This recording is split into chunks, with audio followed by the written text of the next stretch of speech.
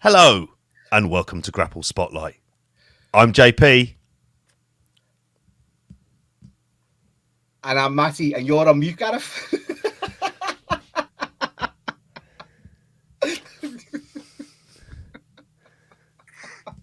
There he is.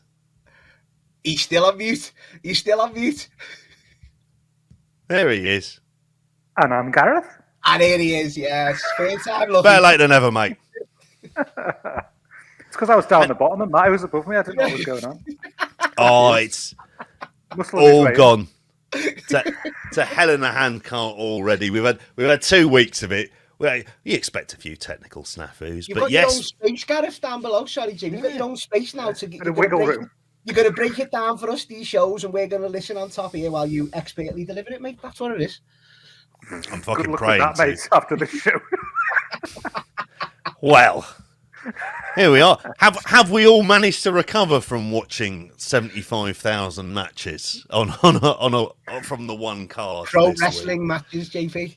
Pro wrestling matches being professionally wrestled, mate. All of the way there as well. But yes, we are back.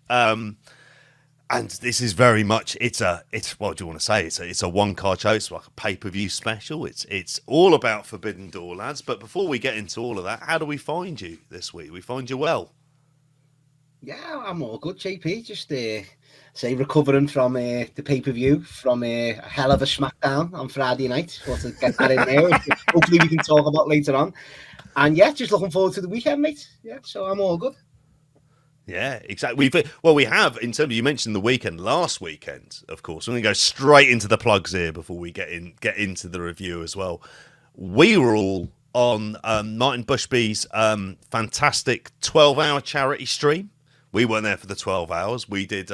We had our 2 hours on Saturday night as we did the transfer window, and we put together our cards. I'm going to be sending mine in. It's been a bit of a manic day today, so I haven't had a chance to make sure just finalising that as well. But are you happy with the cards you've set up, lads?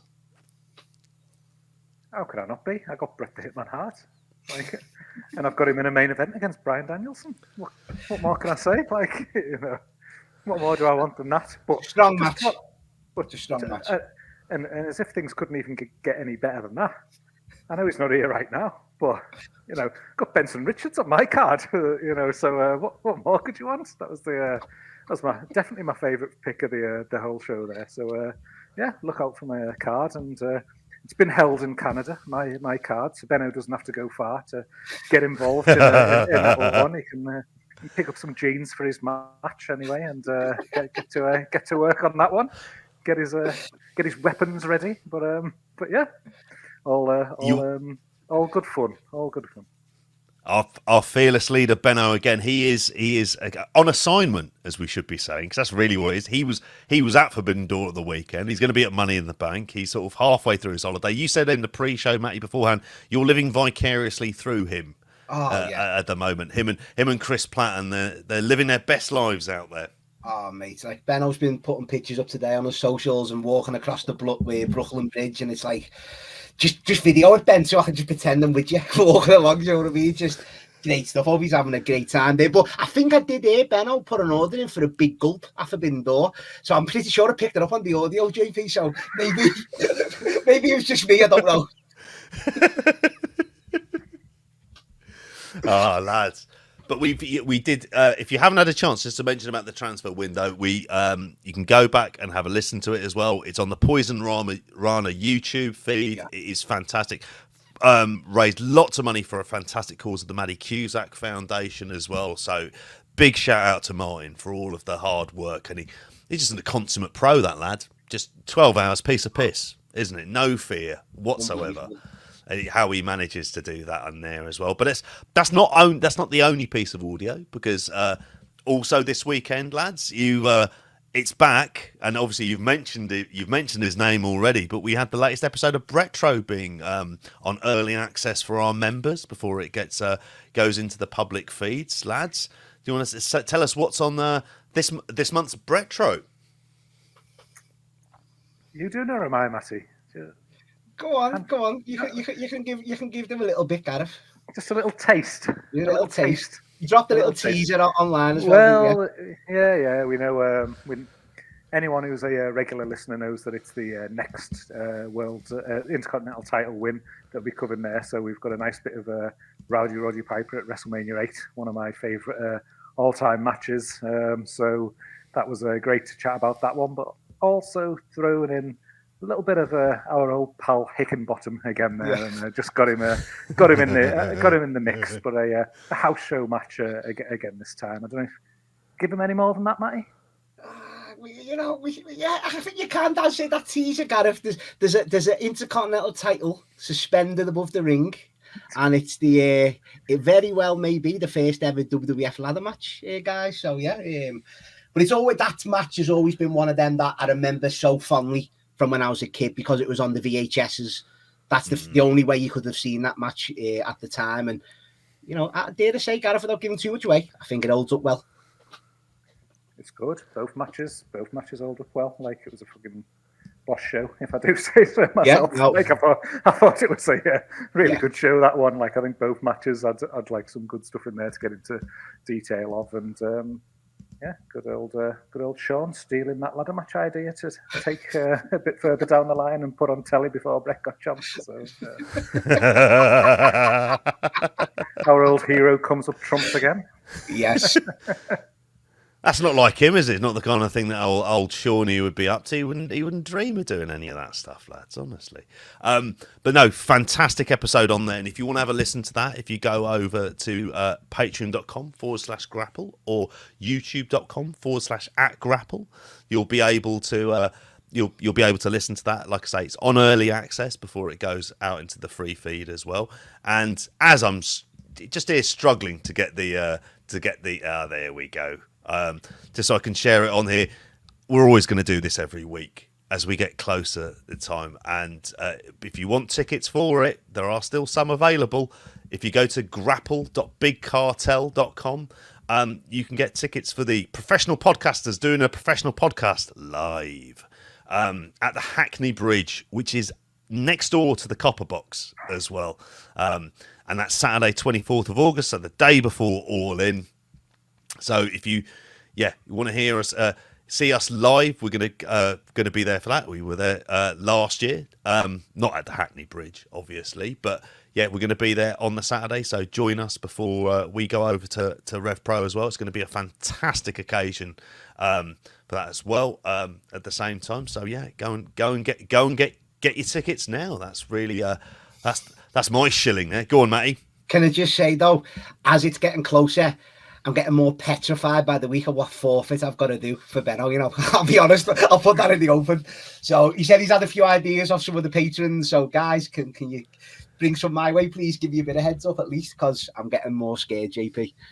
It's going to be terrifying. I fear the worst of what's going to happen on there as well. I mean, the dream for me, well, it'd be too late in the day, would be for you to watch a G1, but I think this year's G1 will fucking kill you off, mate. I'll tell you. As we'll get into some of the people who are involved in that as well, won't we? And with that live show though, like obviously we're literally walking distance to the Rev Pro show, like literally cross the road, and you're right in the Rev Pro show. And if anybody is having any 50-50 on going that Rev Pro show or not, like matches announced for that so far with like Michael Oku against Luke Jacobs, Zack Sabre Jr. against Hechicero, Danny Luna against Stephanie Vaca.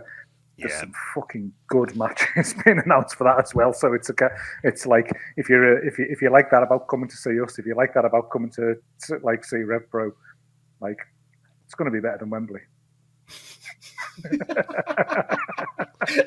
Shorter anyway. It'll certainly be shorter than fucking Forbidden Door. I don't know what they could do unless they just sort of refuse to leave the Copper Box and just carry on wrestling into the fucking 4 a.m. or something along those lines in there. But yeah, no, it's a fantastic card. I know they've just announced as well, Rev Pro, they're doing a show on the 11th of August at York Hall in the road to anniversary as well. So I think there's going to be some very good matches up on there as well at the same time. But yeah. Well, we've mentioned AEW. I mean, as I mentioned in the pre-show as well, going in the rundown, it's very much, this is a Forbidden Door review. That's what we're going to be going through here. And I mean, before we get into the ins and outs of the show and the highlights and the lowlights and everything else in between, lads, was this as hard a show to watch, just to fit in physically, as you found it? Because that's how I was with this. I mean, and I suppose that's the first place, like, I wanted to kind of, like, almost start with this. Like, was this just in terms of, like, 15 matches that were on this card, if you're including the 0 hour, including a Serpentico Kyle Fletcher match that no one had asked for to appear on there, that just seemed to happen for shits and giggles. But yeah, lads, was this a slog for you as it was for me, or am I just on an island for this? Well, I didn't watch 0 hour, so that helped. Oh, yeah, that probably did then in that case. So I think I intended to, but I just ran out of time before going back to watch that. I normally make the mistake of going, I'll watch it all in chronological order and then start with the 0 hour. This time I was like, no, I'm just going straight to the fucking main card, and if I have enough time for 0 hour, then I will. So I ended up just having to fast forward and watch the finishes for all of those in preparation for tonight. But doesn't feel like I missed much, to be honest, by not watching those 4 matches and that cheeky little Kyle Fletcher one thrown in there. I'll give you some thoughts on what I made of the 0 hour towards the end of the review. But Matty, did you see any of the 0 hour at all? No, same as Gareth, JP, with the Euros being on, with work, and it was hard enough fitting the 4+ hours of the the 4 hours 1 minute of the actual main show to fit in. But I got through it, JP, and without going into it too much, I just think, like, I know the concept of Forbidden Door, like, on paper is a great idea, and the first couple, this just seemed more exhibition-y, don't you? Like, there was nothing to it this year, JP. Maybe that's just me coming in colder than you guys or whatever, but it just didn't have the same feel as the other ones that have happened over the years, and I've only seen bits and bobs of them, JP, and they just seem more heated and more the fans more into it than this year. So maybe that's a thing on the actual gimmick of the show. That was my next question going to be. Do you think? I mean, it's funny with this. We see Forbidden Door. Is this a concept that's still working? And God knows we're going to get one of these in Japan with Wrestle Dynasty in the Tokyo Dome on the 5th of January. That was one of the big announcements they had on the show. Is this a concept that still works for you, Gareth? It's a tricky one, isn't it, now, because so many guys have come across. So, the idea of seeing Okada versus someone or Ospreay versus someone, it was a bit dream match territory, wasn't it? Whereas now they're just integrated, they're just part of AEW. So what you're left really from, like, New Japan is the scraps. So then you're now having to then go, okay, we do need to, like, stretch to CMLL and Stardom and things like that. But in reality, are they in that level of consciousness with the general wrestling fan sort of thing that it almost creates that dream match, like, appeal for the masses? That, like, I don't think so. And, like, it's almost one of those where I was thinking about it today, and it's you sort of, I don't know, you need New Japan to get better, don't you? You need New Japan to have new people. You need New Japan to push fresh talent to the top to then create these dream matches. And then, like, in which case does Forbidden Door, rather than being something that happens multiple times a year, or, as it essentially is going to be doing with that Japan show in the Tokyo Dome, actually maybe it'd be better if it's something that's every 2 years or something like that, where they put in a bit of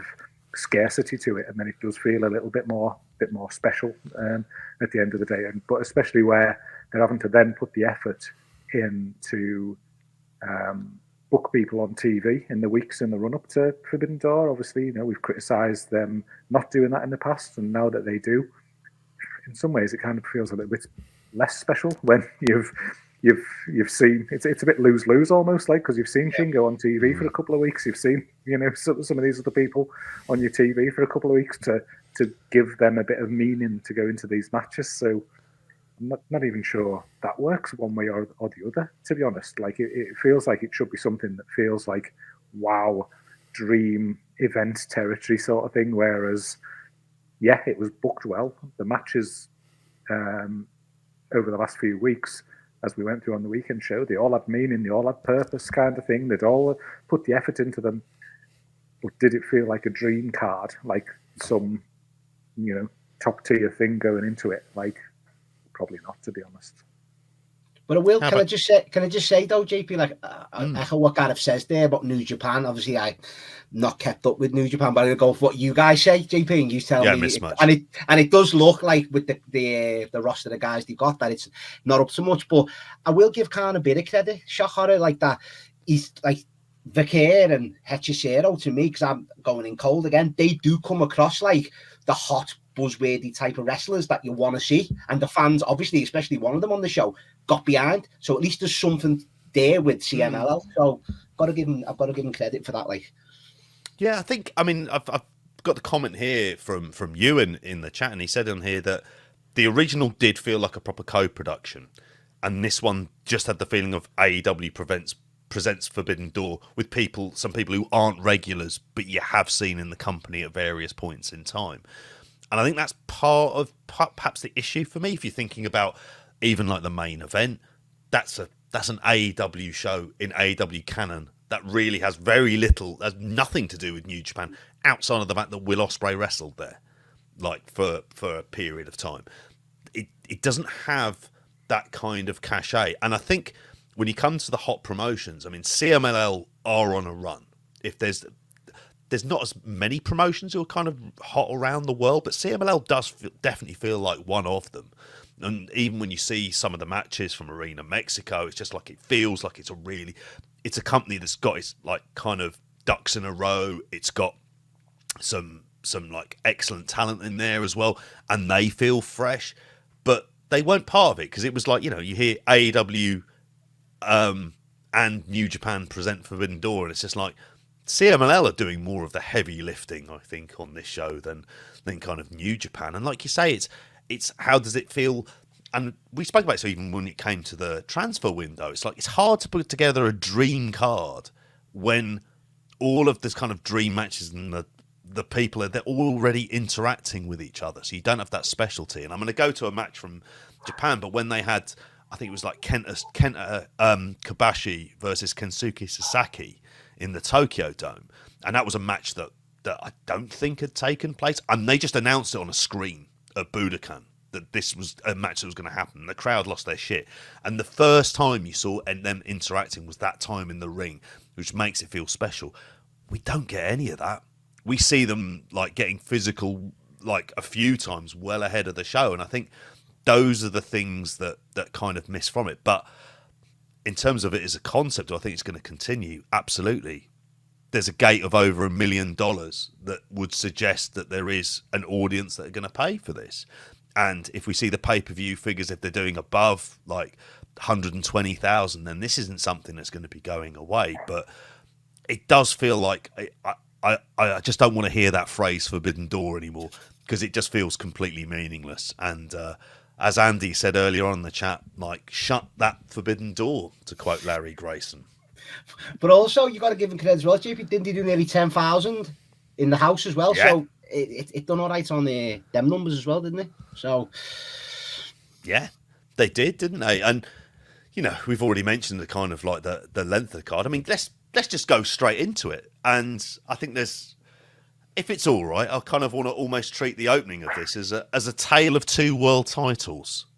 And we had our main event, and for those, we previewed this on the weekend show, Gareth, and we were saying that when we were trying to preview this show, there was so much you had to get through and preview that it just took like an hour, just like covering in broad strokes what this card was about. But one of the matches, I know you had mentioned, and you said it was like kind of 50-50 for you. You didn't know where it was going to go. And we had Swerve Strickland defending the AEW World title against Will Ospreay. There's been like, you've just finished being able to watch this. So I kind of want to get thoughts from you lads first before I give mine out. Did it live up to the hype for you? I don't think it did, to be honest. The problem it's got is, like, Will Ospreay has had so many absolutely outstanding world-class matches. Like, he's got so many on his resume with so many different people in the last 4 years, 5 years kind of thing. And I just feel like very attuned to that because of like the app and things, and just seeing the volume of matches. And then when I used to be creating the graphics, and I'd be creating the top 10 for this month, and it was always just like Ospreay kind of thing. And like, yeah, I felt like I was just typing the word Ospreay like constantly for 2 years, no matter what I did from a run from a output standpoint. And like this match was good. It was really good in isolation. It was, it stands up obviously to anything on this card kind of thing. It stands up to anything on probably most cards you watch. But I mean, if we're throwing out our own star ratings from off the bat kind of thing, like I only went 4.25 on it, sort of thing for me. Like it didn't. Whereas the volume of Ospreay matches that I know I've gone 4.5 or above on, there's, I bet there's fucking 25, 30, like maybe more sort of thing. So in comparison to other things that he's done, it sort of fell short for me. And I think probably a big part of it was, like, it's weird. I'm talking about a match that I'm giving 4.25 for, and I don't want to be like, well, why do you hate this, Gareth, kind of thing? Because I don't, because it was really good and it was really exciting and things like that. But I think it took its time to get going. I think at the start, I'm not convinced that they gelled particularly well early on in this match. Yes, there was a couple of like sequences through sort of at the start and then in the middle of the match that were like 100 mile an hour, where they had, several moves like laid out kind of with counters and things like that look like really impressive for that 30 seconds that they're happening. But before that, I'm not sure how much kind of like substance there was to it, towards what they were building.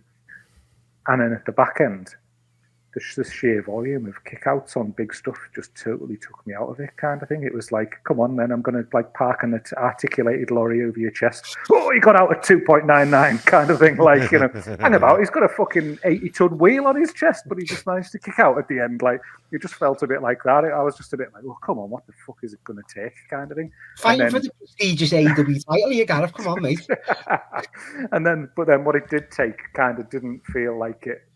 The ending didn't feel like it warranted the kickouts that went before it, kind of thing, for me either. I mean, don't get me wrong, 60% of this match was like class, kind of thing. There was, there was a lot of like really, really sort of strong stuff in here. But I think another thing that's hanging over it from my point of view is I'm not sure it felt like a world title match, and I think that's me. I don't know if that's me. Maybe that's a me thing because of the, my reservations about Swerve as a world champion. And yes, they've improved their positioning of him, and this will only help to continue to kind of like improve his positioning as a world champion. But he still doesn't feel like the guy, and this still doesn't feel like the like tippy top kind of person and match on the card and things like that. It had a strong build. I was excited for it and things like that. But when in the moment, I didn't feel like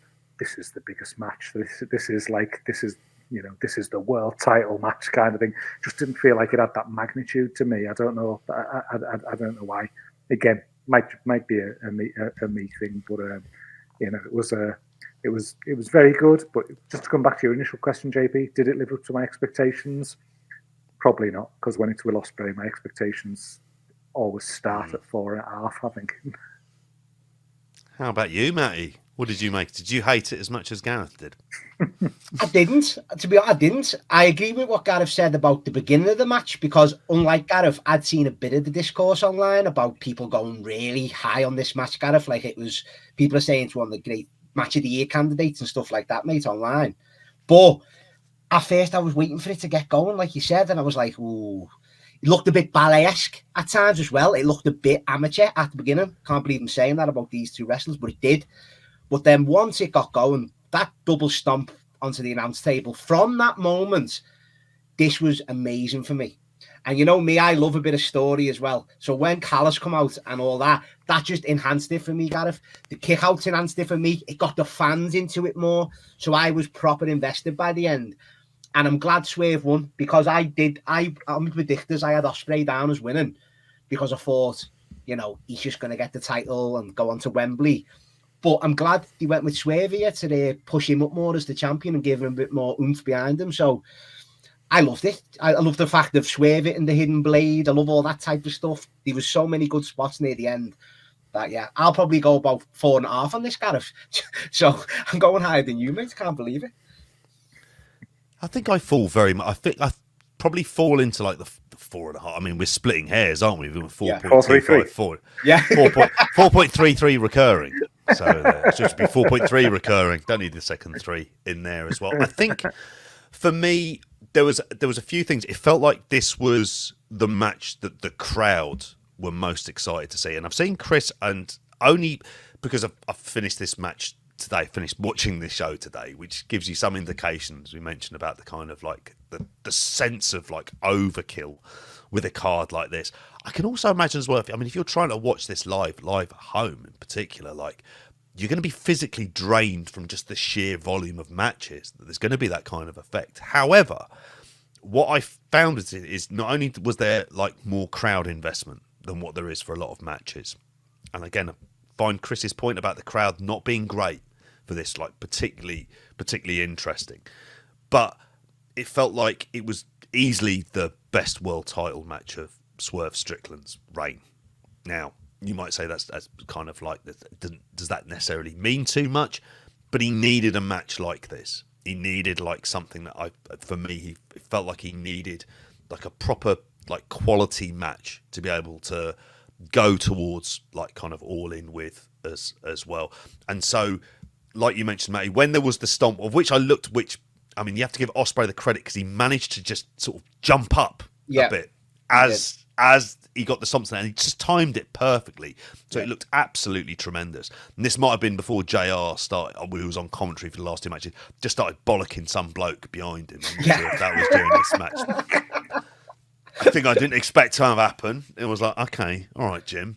I know you're just out of hospital, maybe. You don't need to start fucking kicking off quite yet. But I thought even I forgave a lot of the amateur dramatic stuff at the end. So when you had the ref bump, and then you had with Don Callis giving him the screwdriver, I didn't want there to be necessarily interference from the Don Callis family to kind of be the thing that changes it. Instead, that's the stuff we're going to be getting on Wednesday and over the next few weeks. That's going to be part of the storyline. I think it was just right though, JP. That like you say, they all didn't run out, and it was the fact of obviously Ospreay showing that he's not going to do this to like someone he respects type thing. So I liked the way they done it, to be honest, and that's why it enhanced my rating. It's like it took away enough of the focus from what in kayfabe terms. It's like all of the Don Callis stuff like distracted him enough that he ended up taking his eye off the ball, and it was a series of moves. And this is where I probably would agree with Gareth ever so slightly, that you could have had a finish probably quicker afterwards, rather than him kicking out of the double stomp and the house call at that point in time. You know, you could have finished the match there, and it would have been kind of conceivable. But instead, you had to have an extra couple of kickouts because, you know, why not? But I think overall, did this match do the job that it needed to do for them, which is deliver that one match on the card that was pretty much kind of blow away. That's what it did for me. I mean, there's other stuff on the card that I liked that we'll get into as well, but this was the one that had what I think, if you think of what AEW's USP when it comes to a main event, it's this type of a match. You're not getting this in New Japan. You're certainly not getting this type of a match in WWE. So in many ways, this is the kind of like balls to the wall performance that they can kind of hang their hat on, and it can work for them. And it's like a big selling point of, oh, you're going to get a spectacular main event if nothing else. And for two guys who have, if you think about their rise within the company, it's come at a time when, I don't think it's related to them, but ratings are down. Attendance isn't necessarily great. There is a lot more kind of, you know, it feels like the company is in somewhat of a, like, you know, trying to kind of generate some of the buzz that it's had over, you know, like the previous 4 years before this, and trying to do this. And I think they delivered a match that at least is going to make people think, well, actually, if I order an AEW pay-per-view, I'm going to get something like this on there. And I think actually Double or Nothing didn't have that. And when it doesn't have a match like that, that's when you look at an AEW card and all of the various faults that we'll get into about the length of the card and everything else become a lot more obvious. And I think a match like this with all of the bells and whistles and all the kind of spectacular like wrestling, because I mean I think they had me with the Hurricanrana that he did on the off the guardrail off the guardrail as well, yeah. Which is just shit we take for granted. But that's not stuff that human beings, should be able to do. But somehow they do it as well. But don't you think, though, guys? Can I bring this point up? I don't know if you agree, but don't you think Swerve's in kind of a lose-lose in the fact of he's the champion and they're going with him, but isn't he always going to get outshined by Will Ospreay when he's on the card? Isn't that always going to be the case, though? It'll take Ospreay to dial it down. Do you get what I'm trying to say? It's like, so for me, you're trying to push Swerve. That's why I thought Ospreay would just get the belt. And I know it's come out today, JP, I don't know if that's in one of your news notes, that it was Ospreay's idea, wasn't it, to have this match and to do it and to lose to Swerve to enhance him, because people are thinking what I'm thinking, that he was going to just walk into Wembley as the champion. So I think it's a tough one for Swerve, like, because you can put him in the main event, but even if Will Ospreay's in a match with insert any wrestler, that's probably going to be better and get more of the headlines coming out of the shows for me. That's always the way it's going to be. And that's what it's all about, though. It's making Swerve feel like a world champion, and that's the big thing that AEW need to have. And like we talked last week about the need to not shotgun stuff, not overly react, like stick to the course, build people properly and things like that. And like, if this is that, and it's him beating Will Ospreay here again, and it's a big win for him, like in a match that's, again, like I'm picking holes kind of thing versus other stuff kind of thing, but still a good match. And if it's more positively received, like beyond me as well, then that reflects positively on Swerve as well. Then that's just a good thing, isn't it? Because like the more they can just sort of stay the course with Swerve and make him feel bigger and make him feel better, and give him big wins against big opponents and things like that, then when he does lose the belt, it's going to feel like a bigger deal as well. And on the back of this, I do have more faith in them now of like keeping it on him for a while and almost looking at it with that view of, no, this is someone who we want to be like, we want people to really give a shit about Swerve in 12 months' time and things like that, and like, buy into that like character side of thing. And if we're sort of like, pegging the wagon to him kind of thing, then we're really going to kind of go with it. And this match had that feel of it, and I think the ending of it as well, like post match, was. Yeah, like I think I enjoyed the post match more than I enjoyed the end of the match, because it was more subtle and it was more just the sort of slight embrace with Swerve and the sort of like slight kiss to Ospreay's head, and Ospreay just looking absolutely heartbroken in the ring and things like that as well. And he's almost been on this tear since he came into the company of great crowd reactions, having fantastic matches week in, week out, all this big kind of like push behind him, this big expectancy probably that 50% of people thought he was walking away with the title that night as well. It's another good character wrinkle to him as well, really, and it sort of probably opens the door for Ospreay to mean more maybe in the next kind of like 6 months as well, if booked correctly on the back of this. It gives him he's had that blow to his character and his confidence and things like that. Obviously, we talked about on the Friday show where he was saying to Daniel Garcia, yeah, and I'll give you a world title shot next week kind of thing. It was almost that like overly cocky, overly arrogant kind of thing. Obviously, the Callis stuff has like played into it as well there. So it just gives you like a couple of avenues from a character development point of view there that goes along with it. And I think that was well done, that they resisted the temptation to.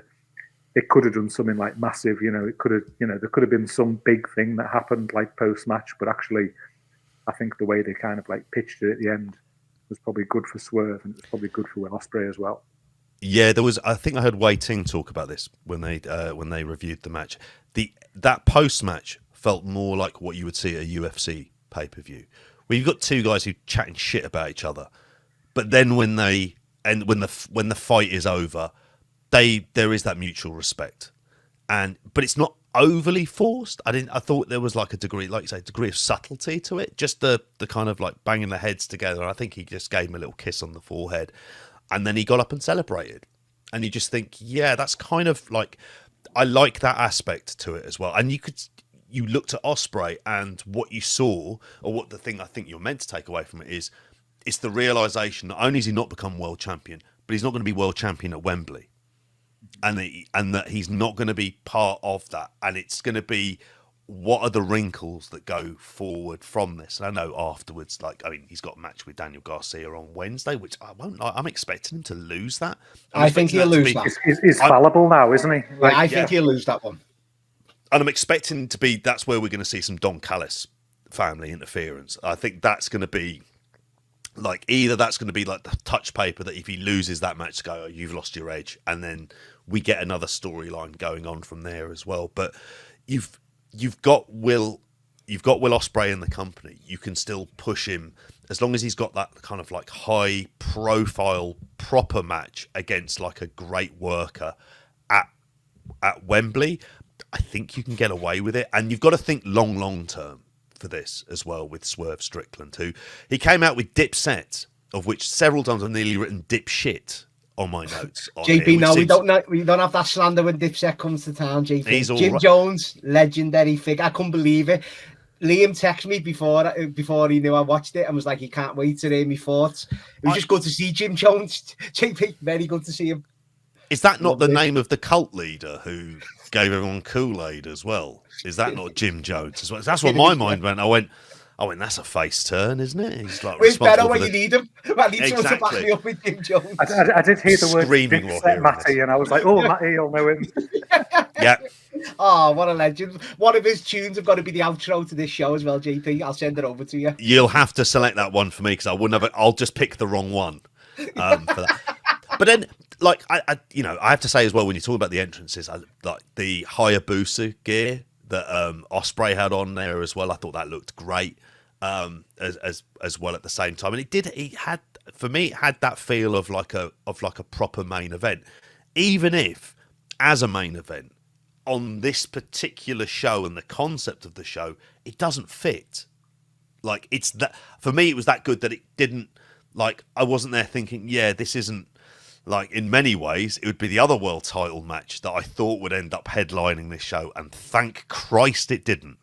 Because talk about people leaving on a fucking sour note, if that was the case there. But yeah, have you guys got anything else you'd like to add to this one before we move on to the next show as Grapple Sadie gets it in on the camera? She's got her strong thoughts on the Will Ospreay match as well. But yeah, have either of you guys got any more thoughts on that one before we move on from it? I mean,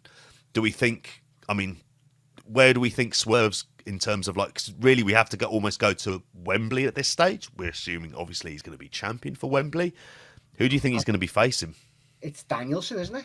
That's what I think. It's Danielson v Swerve for the title, and I think it's NJF v Ospreay at Wembley as well, JP. I think they're the two big matches. So yeah, that's where I stand on that. Danielson will win the Owen Cup, definitely, I think. You think he will do? You don't think he'll be the elite wild card or anyone else along those lines?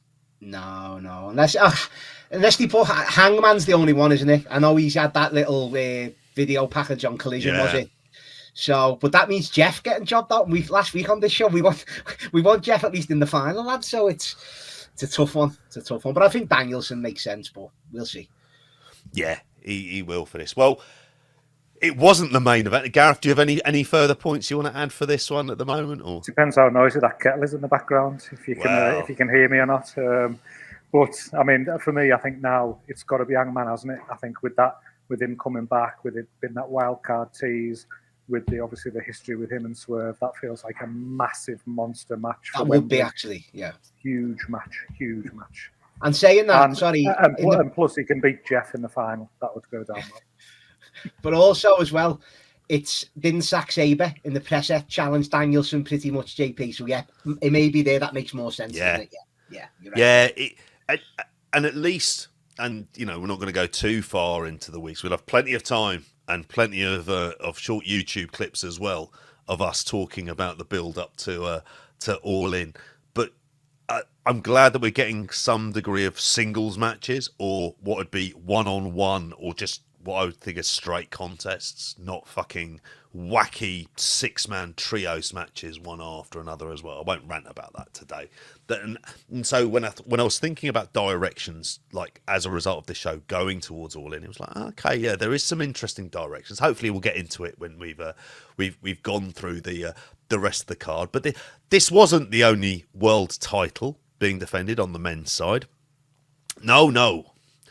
We had the IWGP title being defended here as Jon Moxley, wearing a New Japan jacket as he came to the ring, defended the IWGP title against the man he defeated for it. Everyone's favourite lad who can't give two shits, Tetsuya Naito.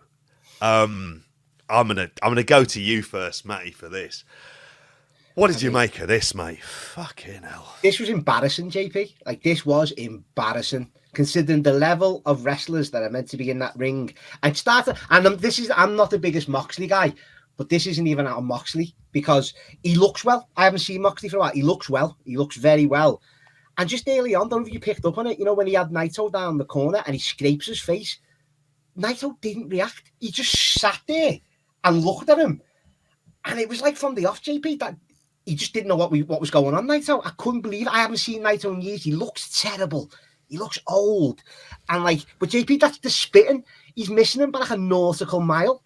What is going on with those spits? Like, it's awful. Like, honestly, and this isn't just me piling on.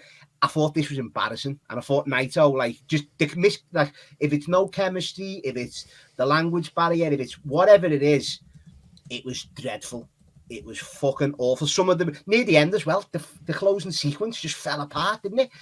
The Destino reversal he got was more like just he fell on him, and then they tried to do it again, and he just kept. It was just it wasn't good to see at all. This one, Hopefully my Dalek voice isn't doing too much to kind of ruin. Does that sound slightly better? I'm looking for some feedback here from the chat for this one. Hopefully this one, the setting I've got it on for it sounds a little bit better for this. Gareth, were you of the same opinion for this match?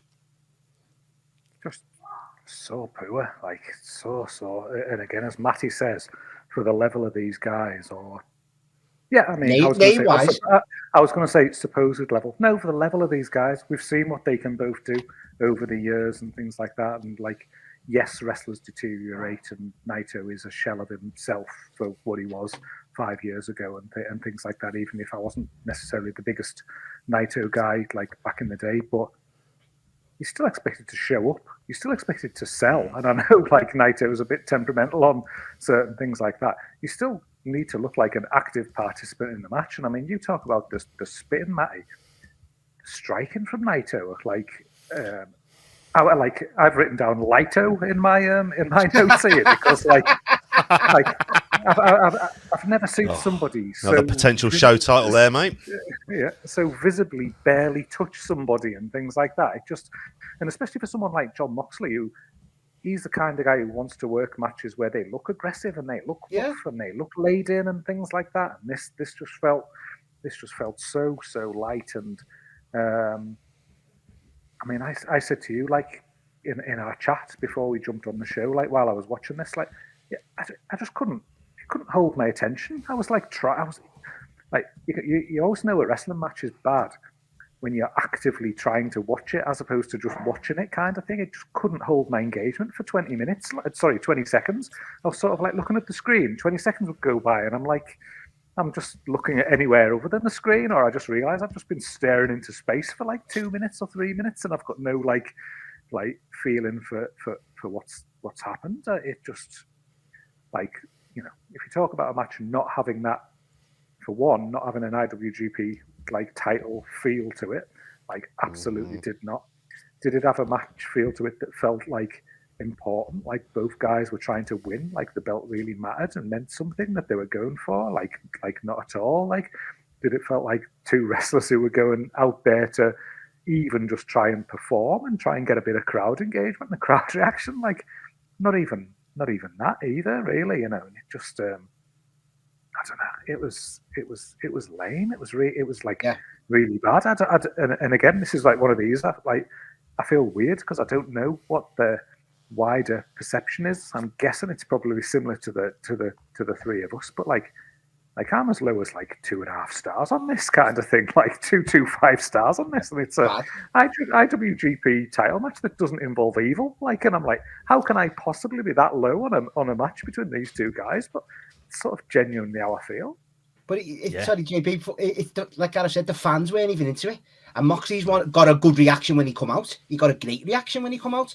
And it was even like the spear on the outside into like the commentary. It was that's the way, Gav. It was lame. It was half-assed. It was so strange seeing it. It was like, what? And I felt sorry. I'm not Moxley big. I felt half sorry for Moxley. Like, I mean, he wasn't great either, but Naito was so bad in this that like, he couldn't have done nothing even if he tried to, Moxley, in this one. Yeah, I couldn't disagree with either of you in the slightest about this as well.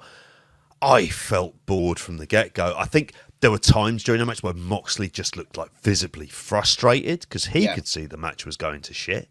We could all see this. It didn't have the feel of a world title match. And like I said earlier on, thank God this didn't main event. Like, that, what a crushing letdown this would have been. But this was like, I mean, I knew it wasn't going to be good. I had no expectations for this at all because, I mean, the problem has always been, and this is not, there are several things that can be true. Naito can be a big star and the draw in Japan to a reasonably healthy degree, and the biggest draw that New Japan have. That's not something I'd be doubting. That, though, isn't a reason why you necessarily go with him. It's more that it's just an admission that we haven't prepared anyone else. And so when you see him go out there, I think you've got this unholy combination of he physically doesn't have it, as we would see with Tanahashi, and we've seen plenty of times with him, but also it's like he also isn't, and this is a guy who, the reason he was always called like genius in the ring was about his layout of matches, and this is a guy who was able to lay out these fantastic matches, nothing else. So if physically he wasn't able, there was the brains of doing something that could get people involved and invested. I didn't see any indication of that here. I was thoroughly bored during this. Like you say, Matty, there were just spots in this where it was just like, it was cringeworthy. Yeah, just like I was watching this and I was like, oh my God, I am bored. And I was watching this as Vicky was watching Dexter, and there was a part of me going, I've seen Dexter, like she's starting from like series 1. I thought, there's a part of me thought, yeah, I wouldn't mind watching them Dexter rather than this shite. Loomis. Like I was even Dexter Loomis, I'd have this into the mix as well. This is series 1 Dexter. This is Ice Truck Killer like kind of stuff that's going on here. But for me, it was like a damning indictment of where New Japan is. I wasn't the same. I know there's a lot of people who are very critical of putting the title on Moxley here as well. And trust me, I've got thoughts about Moxley, and in terms of, you know, and Ewan's mentioned it here in the chat as well about like both guys being checked out. I think the problem with Moxley is that Moxley is not involved in any proper storylines. He's just a guy who comes in, who seems to wrestle exhibition matches and then kind of disappears. And he does his own thing, and he's doing blood sport and everything else. And it's like, actually, what he misses is a story to get his teeth into. And maybe it's the WWE experience of saying, actually, I don't want to have that type of a storyline. I want to be able to wrestle what I want to do. That doesn't make it good for fans. I don't think that makes it a particularly enjoyable experience. Don't want to pile in on Khan again, because I give him credit before. This is another inmate running the asylum. I know you listened to him saying on when he was on with Alvarez and Meltzer the night, Tony Khan, he was like he was a giddy kid that he actually had Moxley's dates for the summer, that he's not doing more Japan. It's like, he's under contract to you. You should be fucking telling him to come to work. You should be fucking, putting him in matches, putting him in stories instead of fucking letting him go and do whatever he wants. At the same time, it's another one of these things, JP, honestly.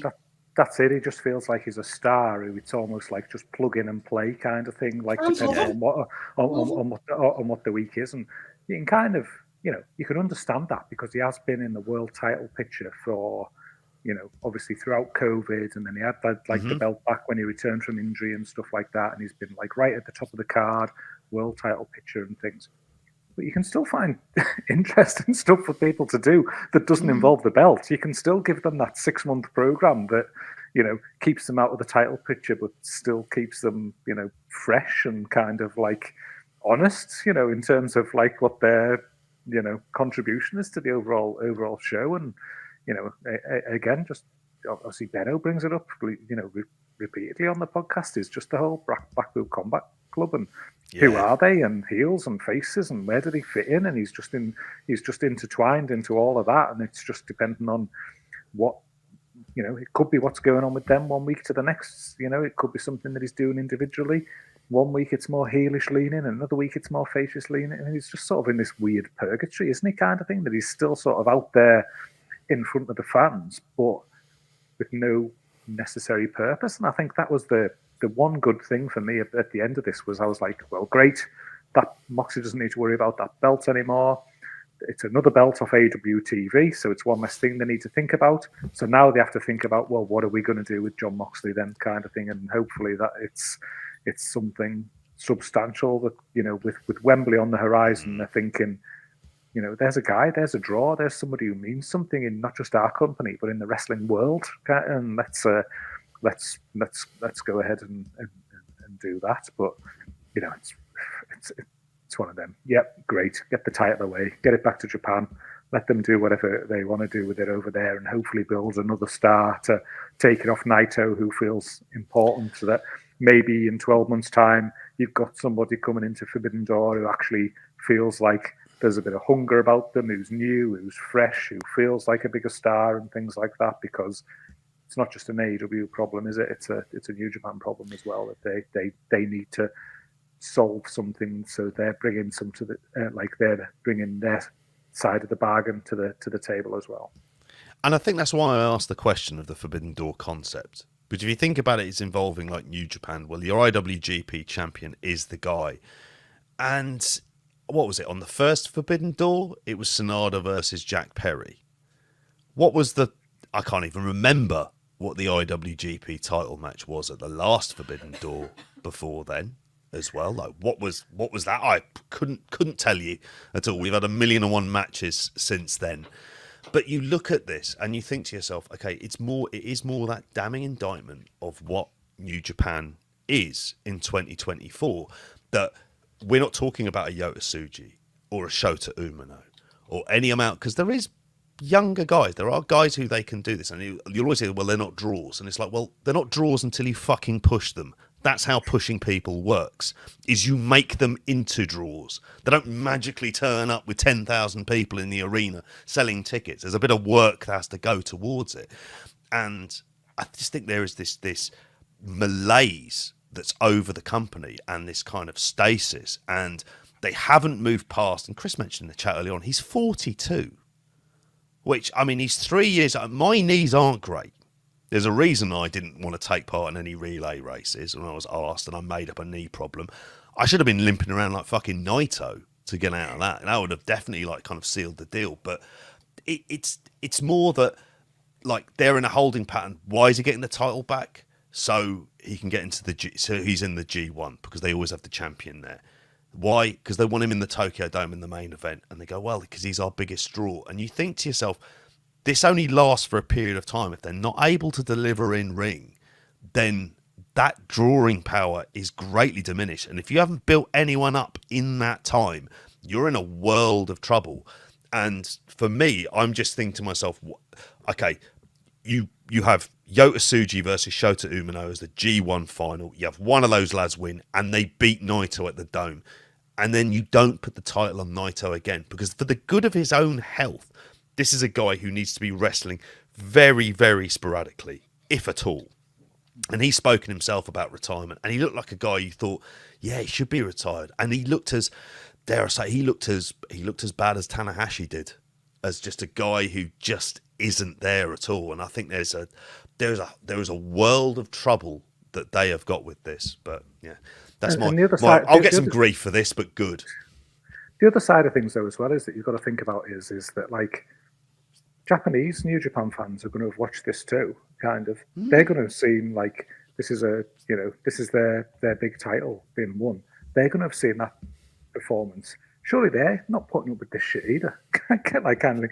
Surely they're not just sitting there watching this and going like, yay, Naito kind of thing. This is the guy we want at the top of our company, half-arsing it like this either kind of thing. And you sometimes wonder, think it's just this is an in America problem. And, but if you're watching him, like, it's so visible that he's half-arsing it, like, kind of thing. That shouldn't be acceptable to anybody, not just like Western fans who are watching this show, like Japanese New Japan fans. You can't imagine they would watch this and find it like acceptable that this is how their big belts won, like given how it's been won in recent years in big absolute elite caliber matches by elite caliber people at the top of the game. So in a time where they're trying to cling on to their business kind of thing, the reality kind of thing, and try and sort of get that second wave, second boom, and things like that. They can't be seeing this and thinking, yeah, this is where we want to like peg our faith behind this guy like right now either. So it's bizarre. I keep thinking it's with New Japan. Like, surely there's a fresh new beginning start. Surely there's the young guy taking the belt kind of thing that's going to like blow in a whole breath of fresh air for a whole new era. Hopefully the Tokyo Dome next time around is the time when that happens, and Naito's passing the torch at this stage for that to be the case. The sad thing is, I ain't got the faith that that's the plan. He could easily be headlining the Tokyo Dome in 2026. Yeah, that wouldn't surprise you at all, is it? And they did have one of the people who could have taken it off him. Just he was wrestling in a trios match on the 0 hour. Therein lies your problem. It's like as soon as you have that being the case with Yota Tsuji and he's there and you're thinking, okay, you need to shit or get off the pot here. You need to do something about this, because it's just going to have that, like, it feels, even with them adding on this Wrestle Dynasty show, that's more to prop up their kind of business and say, actually, they do still need Western fans to buy tickets to go to the Dome. And this feels like there's a way of trying to, well, you're over here on the 5th, you might as well come over on the 4th and go to the Wrestle Kingdom show as well at the same time. I'm particularly down on Tetsuya Naito. I have been for a very long time, and I saw nothing from this performance that changed my mind. And he is a draw, is something, it's like the law of diminishing returns is very much set in for that one as well. As we move on to another New Japan belt, in what was, I suppose it wasn't a triple main event, but this definitely had the feeling of like the biggest women's match on the card, even, and that's not to diminish actually the other match, which I've got some relatively positive things to say about, Toni Storm and Mina Shirakawa as well. But we had Mercedes Mone, the TBS champion, in a title match against Stephanie Vaquer of CMLL, defending her New Japan Strong Women's title match, which was, I would say, for this match, I'll go to you first, Gareth, on this. I thought this was a match that felt much more about Stephanie Vaquer and a New York crowd's hatred of Boston than anything to do with Mercedes Mone. Yeah, I mean, dare I say it, for me, she's flattering to deceive in terms of, a lot of ways. For this, I don't know, presented as being this big elite star and this great in-ring worker and things like that. You've only got to look at the numbers. The numbers don't lie. There's that side of things that we've seen. She hasn't put the numbers on the TV ratings the way Punk did, or somebody like that. You look at this, and she was positioned very clearly as, I know there's the whole Boston, like the Boston element to it, but I think, obviously I wasn't in the crowd, but I think a big part of that crowd, before it got into the sort of like fuck the Celtics bit and things like that, people were just reacting to the match, and they were with Stephanie Vaquer, and it felt like, to me, watching on TV, like the Boston stuff came secondary to them getting behind Vaquer for what was happening in the match. It just felt like she connected more with the crowd, was like more engaging, like her work got over with them like massively. So So yeah, people are going to, and the commentators were trying to do it, but the whole Boston Celtics thing and things like that around it, well, that was just an addition from what I saw. And again, it was just, I know the match was laid out like this, like obviously, but the dominance that Vicker had, where she sort of, it was like she had the answer to all of Mone's offense. She had the good counters. She had the impactful offense. She was dominating. She was bullying.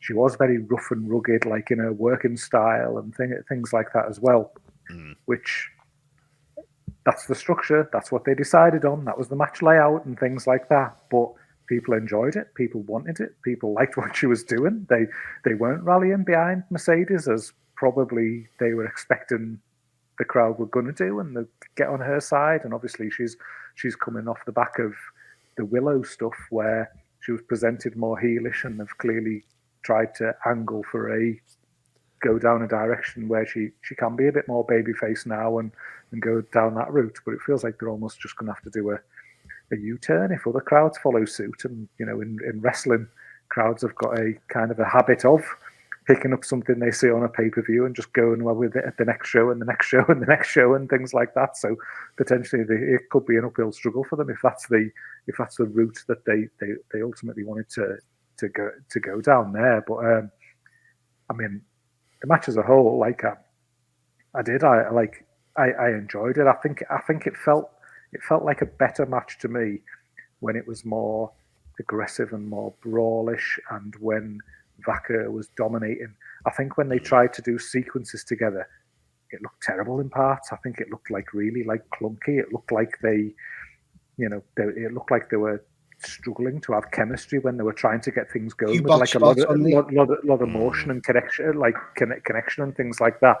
It looked like it didn't work, and I felt like there was a point in the match where it felt like they were just lying around doing lots and lots of talking because it had just gone off the rails, like completely at that point. So they were trying to kind of like pull things back together. It felt like the match had sort of fallen apart a little bit at that point.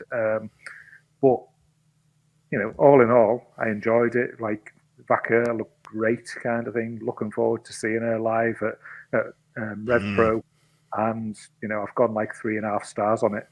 But so it's less than the main event that I was like picking up, negatives of sort of thing, and like significantly so. But it was still very, very, very, very enjoyable. But it did leave me with big question marks about Mercedes Mone, both in ring yet again, but also as a star and what she means in this company, because she's presented as being, she's elite, she's like this great women's wrestler and things like that. I feel like every time I watch her recently, I'm watching her going, no, I'm pretty certain there's 3 or 4 lasses in AEW that are better than you.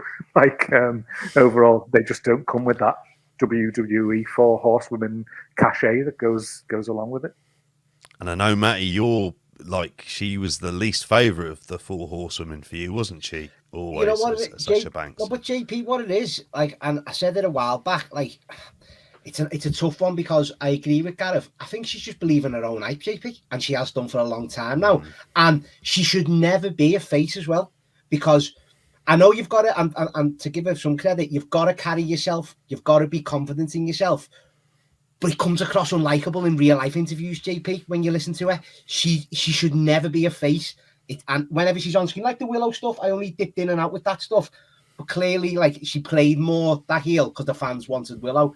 The fans are into Willow more. Same here with Vicker, and this isn't even like a long storyline, is it? That was just a one-off match that the fans went, right, we're choosing her because she was doing more things in the match. But I go back to it. She should never, ever. She just comes across so unlikable, guys. Like, more people are starting to get onto it now, and I don't think she's even doing it as a character. Like, and as Liam said, I wanted to hit in the chat here. I wanted to bring that up. Coming out in an interview saying, "Oh yeah, I've got creative control." I mean, who says this? Why would you? Yeah. Why would you say it? You come across more unlikable, and especially when you win 2 titles in your first 3 matches in the company, it's mind-boggling. Like, why she come out and said it? Terry stuff. It is Terry stuff. And it's a pity we're not talking about who killed WCW this week. Like, we'll save that for next week. But bloody Hellfire was like, yeah, creative control played a fair part in killing that company. As well, I'm not saying it's going to kill AEW before anyone loses their shit about that. It was almost because she is unlikable. Like and I would go with that as well. She's not the way the character is presented, the way that she portrays herself. It's not a character you want to get behind. No. If you just think of it in broad terms, what is the character meant to be? I'm the best. I make the most money. I make the most money. Control. It's everything. Yeah. How are you meant to get behind that? Well, if we were taking that to a general election term, surely it'd be Rishi Sunak looking at a landslide win because he has the most money and has creative control of the government of Great Britain and Northern Ireland. That is not likely to be the case. This could age terribly on Friday morning. But you look at it and you think to yourself, this isn't a particularly likable person. And as Chris has mentioned a couple of times, like in the chair about the crowd as well, about the fact the Celtics was the loudest the crowd he felt were at that point up to the show. And I've seen in the very brief bits of the online discourse, I've seen that being mentioned heavily, but the Vaquer was the crowd's choice. And it made me, and I think back to when Andy Ogden, Andy and Jeff had seen Vaquer live when she was over for Fantastica Mania with CMLL, and said she projects herself as a real star. I've seen her in kind of isolated matches. I know when she was in the New Japan Strong tournament, and when they had a previous match on there, she looked good and she carries herself well. I even saw her in a CMLL match that I talked about last week, her against La Catalina, and she is someone who, just that confidence and projection, you think to yourself, this is someone who is going to get picked up sooner rather than later, which if she is over here and she does end up with the Rev Pro women's belt, she'd be someone worth coming over to come and see. If she's doing tours over here on the reg, that's someone who I'm actually thinking, I want to see her live. I want to be able to see what she's like close up, because even just down to the entrance, I thought she has decent theme music as well. The way that she projects herself, and in those moments, like when she did that kip up and it was just better than Mercedes Mone, and you just thought, there's a reason. The crowd had just decided, it was almost like the match halfway through, they decided, nah, fuck it, we don't like Mercedes Mone. Yeah. You're putting in more of a shift. We're going to naturally gravitate more towards you. And that's what happened. And as Platt says in the chat here as well, obviously, we then move on to the post-match angle where Britt Baker, the doctor will see you now, comes out and and out she comes. And have you got a migraine, Gareth? Out she comes, and they must have been expecting a babyface pop for her because she's been away so long, and the returning person like that is always going to get that kind of pop. But then obviously she didn't have anything to say. It was just obviously a look and then disappear back down the tunnel again. In what world is Britt Baker getting booed against Mercedes Mone in the next month, in the next 2 months? It just isn't, is it? There's no way. I can't imagine being sat in Wembley watching Britt Baker and watching Mercedes Mone and the crowd being behind Mercedes. I just can't. I can't like Britt Baker as well as that feeling towards Mercedes.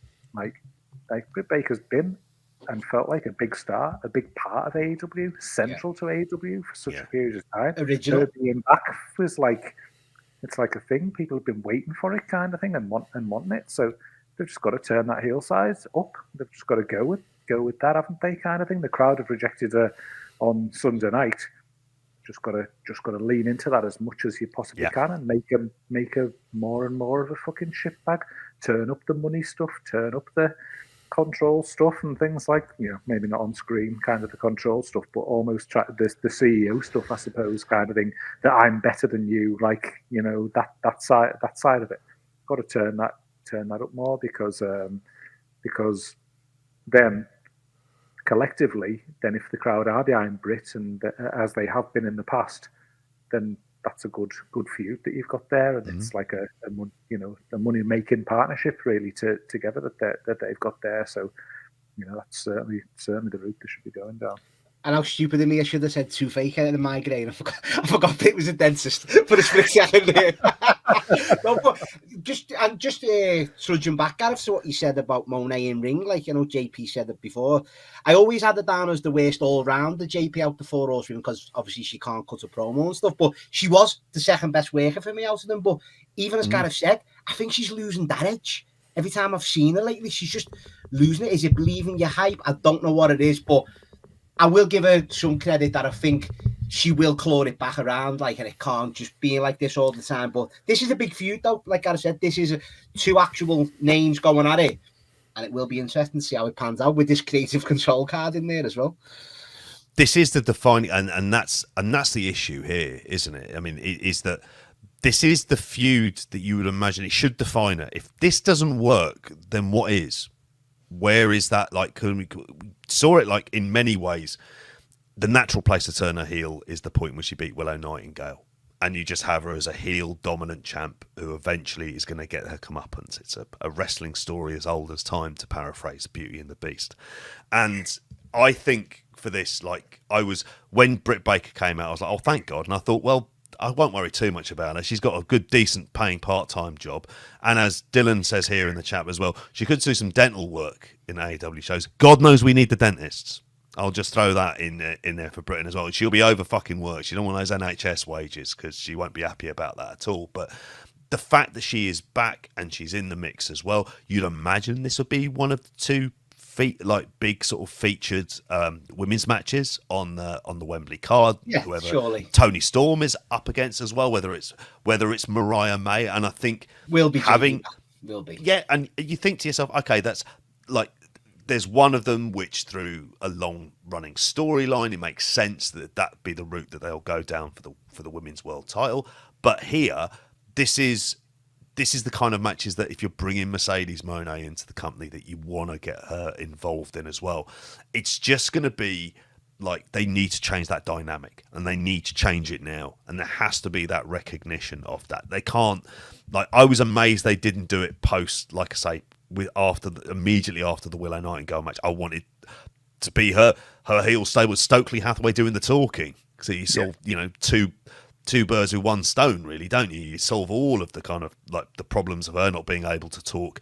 Plus, at the same time, you've got a good enforcer and Chris Statlander there as well. And you could have a running roughshod before Britt Baker. But yeah, it's that dynamic. It just doesn't work for how it is. And each and every time, it feels unlike, I would say, like I said this earlier on about the point about Swerve Strickland and Will Ospreay, that you wouldn't blame them for any sort of downturn in business. That's just more of an AEW issue than you can put it down to individual performers. But every time I do see Mercedes Mone, it just feels less and less each time. And she comes out, she does a dance, there's a at best an iffy promo, and it's not like the matches are so outstanding that you can kind of forget about it as well. But you know what else, though? Britt's going to kill her in these promos, because Britt can go, can't she, when she throws the I'll shoot comments and stuff in. This will test her even more on the mic, this feud. Good. And maybe that's what she needs. Yeah. Maybe that is just the route that it needs. Is you need someone out there delivering a load of fucking truth bombs. She doesn't, because she can't. She's not good enough. She can't react. She'll look worse. She's always been terrible promo, and she's never improved in that way. And it'll be the death knell. It needs to be backstage stuff with them. It needs to be sit downs and things like that as well, that they can record, multiple times. They need to keep the mic. They need to keep Britt from doing that, unless it's with the intention of building a heel side of it that she then can't respond to. But yeah, I don't know. It's an interesting direction, and anyway, we'll put it that way. I think the crowd here have gave them a lot of food for thought when it comes to this feud. If they're not sitting there thinking, what do we do about this? What direction do we go? Where do we turn the volume up and down? How do we position these people? Over the last 2 days since seeing that, then someone's seriously wrong, because in many ways a crowd reaction like this can make something positive land in your lap as well. When something doesn't work how you might think it's going to work, then okay, it gives you something to lean into. So who knows? Wait and see, Matty. We'll let it play out. That's what we got to do, mate. Sometimes that's what you've got to do. Mate, that's all we ever hear is letting the fucking story play. And letting them play on AEW is always a somewhat of a dangerous game. What are we giving it rating-wise before we move on to the rest of the cards? I mean, you said 3.5, Gareth, didn't you, before? I'd agree with that. I'd agree with that, JP, yeah. I would go with that, and that's probably more for Stephanie Vaquer. She looked very good. Yeah, very good. And I think there's, like I say, I'm excited to see her when she's making her appearances in Rev Pro. If you have a chance to see any of her stuff in CMLL as well, this is someone who, definitely on the rise. And let's face it, she'll be signed by them in absolutely no time. That is definitely happening. As much surprised though, Gareth. That just last thing on the match, that dragon screw in the corner. That was vicious. Oh, that was very good. Very good. I knew you'd love that. Really, really good. Yeah. Where do you want to go? Where do you want to go to next? I mean, might as well go in reverse order, JP. We're going. Yes, we just go. Yeah. Well, before that, we are going in reverse order. In that case, we had the AEW TNT title ladder match on here because we had to have one of these kind of batshit matches on the show. And batshit it was, as we had Jack Perry winning the TNT title in a move that, when we spoke about on the weekend show, Gareth, it was just like you could eliminate other people. I know you obviously made, there was a good case for Takeshita getting it, but then there are reasons, obviously, with the G1 run that he's doing, that he's not going to be around for the guts of a month. So, do you really want to put the title on someone and move away from him? So it felt like it was the Jack Perry Invitational is a quote that I saw being out there, as he defeated Dante Martin, El Phantasmo, Konosuke Takeshita, Leo Rush, and Mark Briscoe to win the title. I think even I think we'd even telegraphed the finish of he'll just push someone off the ladder, go up there, climb up and get it, which is pretty much what he did. But what did you guys make for this? Was this, I mean, just to very briefly give my thoughts on it, it was great when I watched it, and then I think I almost instantaneously forgot about it as soon as it went into the next match, because it was a batshit ladder match, and I see one of these a month. And there's so many of them that they kind of all disappear into the ether. But Matty, I'll go to you first here. Were you happy about the scapegoat with his big goat head coming out to the ring? I don't mind Jack Perry in this incarnation, to be fair, but just overall, guys, it's like I think I've got more of a high tolerance than even when Benno's on here for these ladder matches, because I still get a kick out of them, JP, as someone who's looking forward to 2 more next weekend in Money in the Bank. But with the AEW, at least with these ladder matches, they're more reckless and there's more danger involved than in the WWE ones. So I'll always get a kick out of them. And that Blue Thunder, lads, off the apron through the 2 tables. I mean, Takeshita, for me, he should be the fucking world champion going on the street. I love him. He's one of my favourite wrestlers in any company. I think he's just got it. He's the man. Everything, the look, the fucking work, he's unbelievable. That, and then you've just got other stuff in this, your fucking, even the J Driller, that Briscoe was trying to fix the ladder, wasn't he? And then he just was, fuck it, and he just gave me, and it was just fucking brilliant. It was no way. It was he tried it on the 3rd rung, the 2nd rung, he just put it on the floor and went, fuck this, I'll just give you it. Unbelievable, Gareth Wade. But even the brain buster by Takeshita to Dante Martin on the side of the ladder, there was just little different types of things that are just on the edge of that recklessness that I fucking love, guys. So yeah, love this. 4 stars for me. I love it. I loved it. The big splash from Mark Briscoe from the top on the ladder onto the table, where he sort of mistimed it and he landed on his chest on the corner of it. And even the cannonball by Briscoe to Takeshita again. Takeshita involved all the big spots with the ladder. What a fucking spot that was! With then the cutting to Jack Perry sat there at ringside looking shocked as the stuff was going on around him. I thought that was a particularly kind of great moment. And I want to give a shout out is about Takeshita. Obviously, should be getting his flowers for this, for how great he is. And Jesus, whoever sorts out the tables, these are the tables you need to get in, lad. Because it seems like you touch them with your fingertip and they just explode. I've never seen tables just Jesus Christ, they just exploded on him as well. But I did want to give a shout out to Mark Briscoe, who I've been loving his promos over the last few weeks. And it's incredible to think, it was always the generally the popular consensus, and I have to say I always went along with it, which was Jay Briscoe was the guy who looked like that kind of main event single stars, and Mark Briscoe was the kind of like the weaker link in the tag team. But he has been so much fun in terms of his like single runs there as well.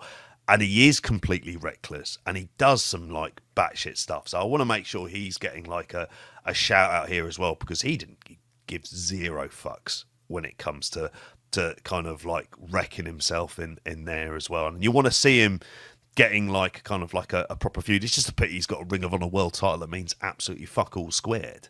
That doesn't really help the situation here. But yeah, like you, Matty, you know, ratings wise, I'd probably say 3.75, because the part of the problem is, if it wasn't for the notes I made, I'd really struggle to kind of like remember stuff for this, as I explained before. But like a lot of fun in the moment, and putting it on Jack Perry, that's where the heat is. Yeah. And so the Elite have got the belts, haven't they? The tag belts. The Elite, yeah, easy. And the Continental belt as well. It makes sense for it to be on Jack Perry, and I'm all right with that as well. I mean, by all accounts, Leo Rush did take some knocks in this. You know, in other news, the sky is blue and water is wet. If you fall back first onto a ladder, what do you expect to happen? You just don't brush it off and go, "Oh, that stung a little bit, but it's all good here, lads." It's like, no, you're gonna be fucking hurting, aren't you? But yeah, a lot of fun. What would you give it, Gareth? I'm happy with the. Given that I don't like Jack Perry, it feels like the right decision. I think, given that, like you say, Takeshita's going the G1, but Takeshita was still the star of this match, massively so. Like, even we've talked about some spots there that he's been involved in. Another one was where like he Irish whipped Dante under the ladder, and then he fired him into it, and then he brain busted him onto it, kind of thing. Like that was a cool spot as well. But I think the big moment for me in this match was where Takeshita was climbing the ladder, and Mark Briscoe ended up stopping him climbing the ladder, but the crowd were going absolutely batshit, because for a split second they thought Takeshita was winning like the match, and as he was climbing that ladder, the crowd was going mental for it, and it was almost like a bit of market research for them, kind of thing. Like, yes, he's been over like huge, probably about 12 months ago in certain matches, got great reactions and things like that. He's sort of fell on the back burner quite a lot in quite a lot of instances, and then it just showed again there that no, actually put him in the position where he can be doing cool stuff and something that feels important, going for a belt, and the crowd are right behind him again, and like they wanted him in that moment to get up to the top of that ladder and grab that belt there, you know. So again, there's only so long AEW can ignore this, because, you know, like Matty says, he's just got star written all over him, and there's only so long you can keep somebody like that without giving them, before they become a bit meaningless, kind of thing, and then they've got a bit of stink on them, sort of thing, that you haven't given them that shove when they need to have the shove. Like, if he's still in this position in 6 months' time, 9 months' time, it's absolutely criminal. I was going to say, Gareth, if he's not the world's champion within 18 months to 2 years maximum, it's criminal. It really is, because he's ticks every single box a wrestler can tick, JP. Like, genuinely everything about him. You know what I mean? He's fucking brilliant. And if you're running nearly monthly pay-per-views and you're looking for regular challenges for the world title, and it's a different pay-per-view model in the sense it's not a main event that sells you on the idea of a pay-per-view, it's the card as a whole and what are you getting in there. You know that for those fans of AEW who want to buy a pay-per-view based on, well, is there going to be some great matches on there? You put him in there with Swerve Strickland after a bit of heating up. That's not going to disappoint. You're not going to come away from it thinking, oh, that'll be kind of bang average. So there's no real reason not to in this. It makes complete sense. Whether or not we end up with him and Ospreay, I imagine that we probably would get that perhaps even maybe all out rather than all in, but that could be part of the direction of where we go here as well. But he's fucking class, Takeshita. And it's for what it's worth, I went 3.5 on it though. Like, it's, you know, I had nothing on that ladder match we watched on Retro at the weekend. But JP, and another thing about Takeshita, as long as you send me them G1 links for just his matches, I'll watch them, mate, because he's involved. There you go. There's a deal for you. There's the deal. That's the only bit of the G1 you'll be watching. Yeah. Fair play. I'll send you the New Japan World login, Matty. You can, there you go. you can fill your boots. You can watch as Thank much you. as much I as don't you like. think you can even be asked to store the password, mate. I don't think that's going to convince him. Naito doesn't know what it is. It was terrible 5 years ago, that app to manoeuvre and log into and stuff. So imagine, I hope it's gone better. Well, Big, something big, that did big props to the crowd on this one as well, with the "We want real glass" chants as well to Jack Perry, that I thought was a cracking chant on that one as well. Love a bit of that. And we're always going to get a good bit of that in there as well, aren't we? I mean, Takeshita for points, as Chris Platt says there in the chat as well.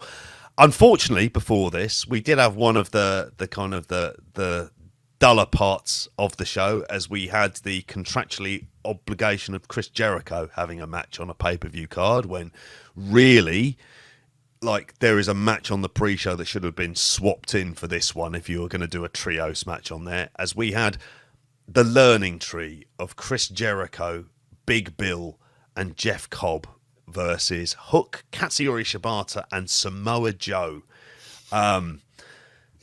Gareth, I'll go to you this time for this one. I didn't give two fucks about this. I'm struggling to remember some stuff for this. Were you the same? I don't even want to talk about it. Pointless. Honestly, just why is it on the show? Why is all these people having to kind of get dragged into this fucking stupid Chris Jericho storyline? Even someone like fucking Jeff Cobb getting fucking roped in and randomly on a day's notice having to just like be involved with it at all. All of the best stuff in this match didn't involve Jericho. It was when you had those nice exchanges with like Cobb and Samoa Joe and things. It's just pointless, absolutely pointless. As Chris writes down here in the chat, the piss break, which I'm planning on doing in the next few seconds, aka the learning pee, because that's really what it is. Was it this way for you, Matty, as well? This is just like, it was just a TV match to me, wasn't it? It was literally just, could have been on Collision, could have been on Rampage, and it wouldn't any different. And like, there's no one who likes this Jericho stuff. Whoever I see on Discords, online, zero people like it. Why is it happening? Like, and he thinks he's a hero as well, I bet you, by over with the Judas effect. He thinks he's great doing that in a 6-man, in a random shit 6-man. You think he's fucking a martyr for doing that, but no, just absolutely terrible. Kind of like, what is going on? Even like the Joe and Shibata and Hook and that, for me, watching the video packages with like the phone gimmick and that. What's going on? what am I watching? What the fuck? Everything about this just feels wrong. So like, we've obviously Jericho is shit and absolutely just shouldn't. He should be a character, shouldn't he, on telly? Like, at least like, just keep him out the ring. If you want him around, what Khan's gonna do? Just make him be a manager or a whatever, like a leader of a stable. Don't have him in the ring, because it's bad. But for me, it's the impact on everybody around him, and it's like, people have talked about it in the past when people have feuded with him, and then there's been that like negative element that's come into it. But like Joe, like we talked about this on the Friday show. Joe's a recent world champion, and now he's fucking about with this. Like, Shibata's Shibata, and he's fucking about this with his phone and his stupid, like, translations that's coming out of it. Big Bill was catching fire, and now he's fucking just been off telly for a while as part of obviously the Ricky Starks side of things. But now he's into this, and he just appears like less than. I think it's exposed Hook massively. I think Hook just looks like he shouldn't be on TV. He looks like he needs another. He needs 2 years in developmental or something like that before he should be on the main roster or something like that as well. And I don't know, like, it's not just Jericho that's shit about this. Everybody who's like been sucked into it is less than as a result of being part of it. And I can't see a positive outcome at all. I can't see where this goes. That none of these people are going to come out of it better at the other end. It's just bad, plain bad. It is, and I'd mirror your thoughts as well. I mean, I didn't even want to talk about it because infinitely the quick piss that I ran out for during this conversation was more interesting than this match itself. But it was a match that the entire time it was on, I was like, why is this on this show? This is a Dynamite match. This is a TV match, but it had to be on a pay-per-view because there is still this belief, well, Chris Jericho has to be on the pay-per-view, and you're like, no, you relegate it to the pre-show, and I don't even think you don't even need to have it on there. Like, this isn't just like you say, Gareth. It's just it's the effect that everyone had. The only person who's gaining, I think, from any of this association with Chris Jericho is Brian Keith, and I have extensively talked about my thoughts on that man as well. Like, he's bloody overkill, but I look at Big Bill, I look at like the potential of what he could be if you really went behind him, and it's like, why is he mucking around with this shit? He just feels incredibly unimportant in there as well. Like Connor says there, why is he a moron now? Because he just is. He's got that cool, like, he's got that cool factor. Like when he was in the Ricky Starks, it's great stuff, promo. Like he was coming off the best of everything on the mic, kind of thing. Like, I don't want to just draw that comparison because he's like a massive bloke with long hair and like things, but he has that kind of like Kevin Nash cool about him when he's like left to his own devices and he's just allowed to just be himself, kind of thing, and just like bleed into it. Like Connor uses the word moron. That's exactly what he looks like. Just so goofy, yeah, just like waving in the background and just aping what Chris Jericho's doing and stuff. You're like, you've stripped him of everything that's good about him. Like, it's wild. With the intentions of ultimately getting to another Chris Jericho versus Hook match for a title that really doesn't need to exist. No, it genuinely doesn't. Like, we take the piss out the titles, JP. This is the one though that doesn't need to be on telly. It doesn't. Like, it doesn't need to. It just doesn't need to. It just needs to be retired, and it needs to be retired now. Or just don't mention it again. You just poochie it. No, what if you ask? It flew off to its own title home planet, and that's the end of it. We never mention it again. If you lined all 700,000 viewers of Dynamite up, not one would miss it, JP. Not one person would go, you know what? I'll miss that title belt. Mate, I don't think Taz would miss it, and he invented it. I think he probably looks at it and goes, what have I done? I didn't realise this when I wrestled Sabu all those years ago, that this would be the inevitable legacy. And when they brought it in, I was kind of less bothered about it because it was during, I think it was during COVID that they brought it in, when they brought in Brian Cage, and it was like, okay, it was a decent plot device when they didn't have as many options to sign people up because WWE had so many people, and it was like, well, this is what we can do with it. How can we generate some heat on Brian Cage? Well, we're putting him with Taz, why not have him as being FTW champion, and it all kind of makes sense. It's just that at the point when it went away from like Brian Cage to Ricky Starks to Hook to then Jericho, it's just like, well, this is just nonsense. You're just giving him a belt for the sake of giving him a belt, and the crowd is sick of it, and it's another snarky heel. He adds, I mean, these are all the same kind of talking points that everyone reiterates. So then you think, well, if there's a very big consensus view on this, and he's not getting better, like, dare I say, to make another political comparison, it's like expecting Joe Biden to be getting better at debating with age, which we very much saw that wasn't the case. Chris Jericho is not going to suddenly get better as a wrestler and as a worker at this stage. Well, JP, that's why he's doing it. Do something. He thinks he's great again. That, like, he always thinks he's got his finger on the pulse, Jericho, because everyone's hating it. He's going to continue to do it even more until he tries to get it over, which it's not. This one's not going to get over. I know he's got his finger on the pulse, mate. It's just that pulse is dead. So you can have your finger on it all you fucking want. But Benno always says that he's never had his finger on the pulse. He's always had to, get out and reinvent it. He's always gone against it, Benno, and fair play to him. But this time, genuinely, this is not going to get over, this one. So I don't know why he's even attempting it. It feels more desperate on his part as well. So yeah, for this one, I mean, I'd go 2 stars, much like I would have done the Naito match. At this point, it was just one of the lulls. And like I say, well, watching this one, it was just like, why is this on this card? But before then, we did have something that was like a little bit kind of like better than something that was substantially better than that as well. We had Zack Sabre Jr. defeating Orange Cassidy. I'm already pointing at him, JP. Let Gareth take this one away because I texted him earlier on. He's gonna fucking love this. Love it. Love it more than you. You know what? I didn't hate it though, Gareth. I did not hate it. one of the highlights, of clear, easy highlights on the card, as you'd expect. Fucking Zack Sabre Jr., isn't it? So it's always going to be fantastic, isn't it? From that point of view, but just liked it. I think it was good. Like with Zack sort of comfortably out grappling Orange from the start and just cockily smiling to the crowd, and Orange trying to grapple with Zack, but Zack still countering everything, and Orange having to powder at the start. And I loved that bit where Zack was then like inviting him through the second rope, and then Orange just rolled under the bottom rope, kind of, because he didn't trust him, sort of thing. Just a nice, good little setup.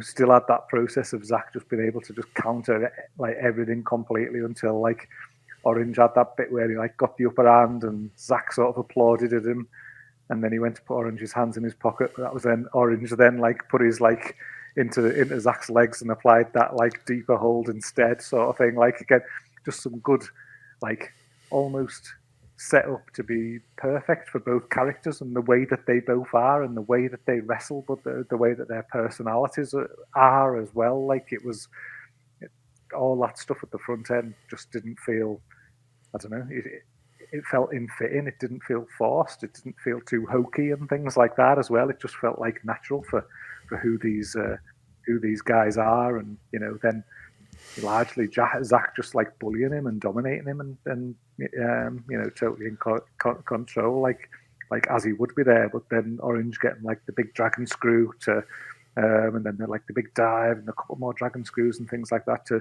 change the direction of the match, like the big dive and DDT from Orange. So again, stuff just felt like logical. You had that big stretch with Zack in control, but then Orange just like hits a where he doesn't try and grapple with him. He then like hits a couple of good like moves, sort of thing, that then turns the tables and brings him back into it. I loved the finish as well. I thought it just worked really well with the beach break for the near fall, the Orange punch, but like Zack staying on his feet and like giving him the PK like back the other way. Those nice like series of pinfall transitions, and then like Zack countering the mousetrap, as Orange has won so many matches with. And Zack has shown that he had counters for days with the Orange's stuff earlier in the match. So again, it just fit with what had gone before it, that he was able to counter that and win with his own submission at the end. Just and take or leave Orange Cassidy in the majority of instances. I think depending on who he's in there with. Sometimes I can despise the matches from an Orange Cassidy standpoint. Sometimes I can like them a lot. This was the perfect example of somebody getting the Orange Cassidy character, playing to the strengths and dialing down the weaknesses in other ways, and ultimately coming away with it with a really, really strong match for me, which was like 4 stars. So just a touch below the main event, like for me on this one. Like thoroughly enjoyed it. How about you, Matty? Yeah, he's not my cup of tea at all, really, Zack Sabre Jr. But in this, though, like Gareth said, I think the two different contrasting characters worked well. And I loved the last 90 seconds, Gareth, for me, were phenomenal, though. Not even good, they were phenomenal. Like, because Sabre does that pin underneath the neck bridge, and then they based the whole match on Cassidy said he's going to pin him with his hands in his pockets. So when he done it, the page with his hands in his pockets, I was laughing my head off, to be fair. Fucking great stuff, that. But just the reversals, as you say, and the way he just pretzeled them up at the end, like, fair play to him. Like, there's a lot of times I think it's more, I don't know the words to describe Sabre, not flashy just for the sake of it, but in this, it worked well for me, and it wasn't one I hated. So, yeah, fair play. It was, I enjoyed this one.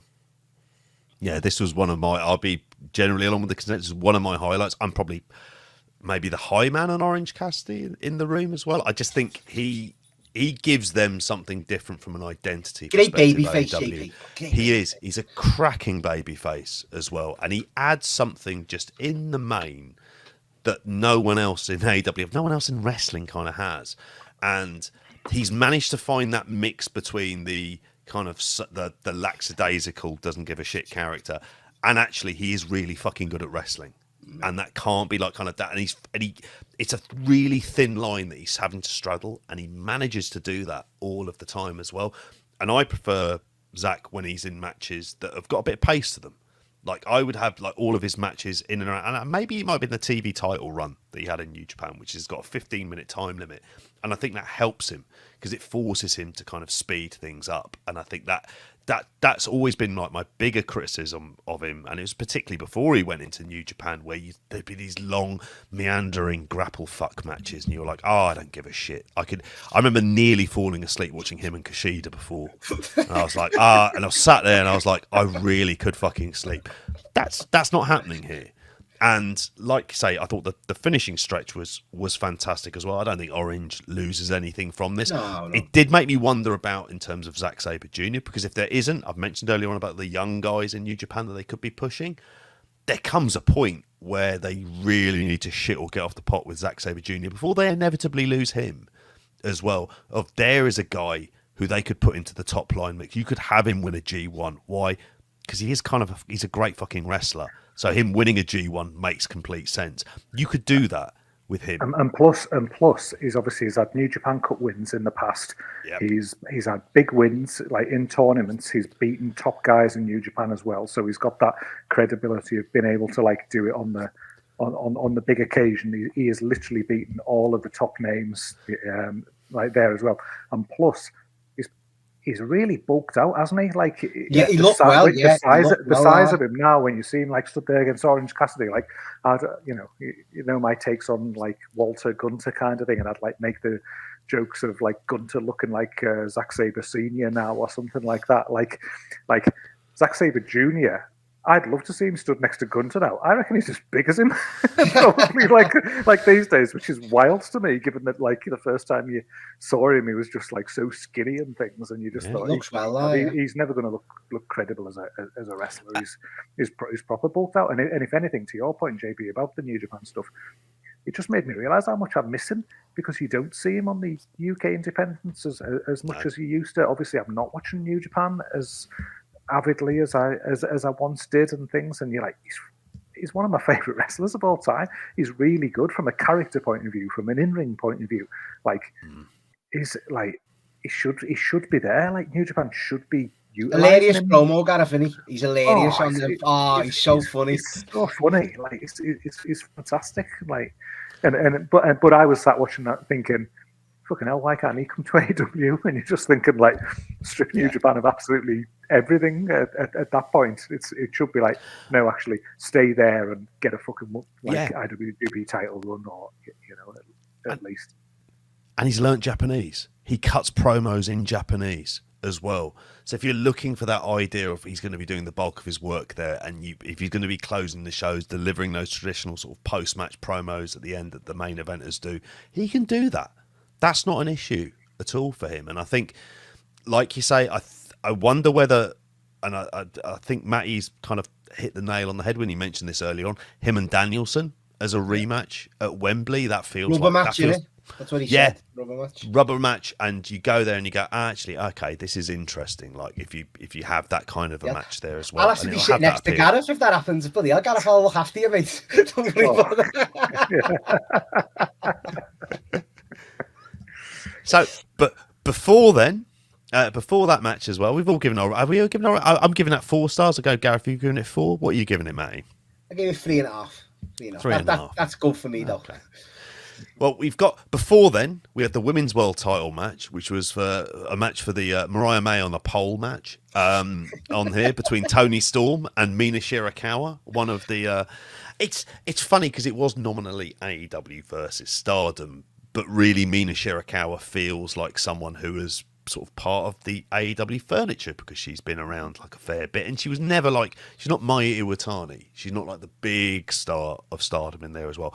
But, and this is where, while I will always never really be a fan of the Toni Storm character, I did see Benno's funny comment for when she turned up on the 0 Hour, which I'll save it for when talking about that, about what she was wearing with her hair rollers and her tracksuit. In terms of Mina Shirakawa, she's someone who's made an impression on AEW TV like straight away, getting reactions, and it felt like she was getting reactions here. I don't know what you made of the match. I'll go to you first, Matty, for this one on here. Were you a fan of this one?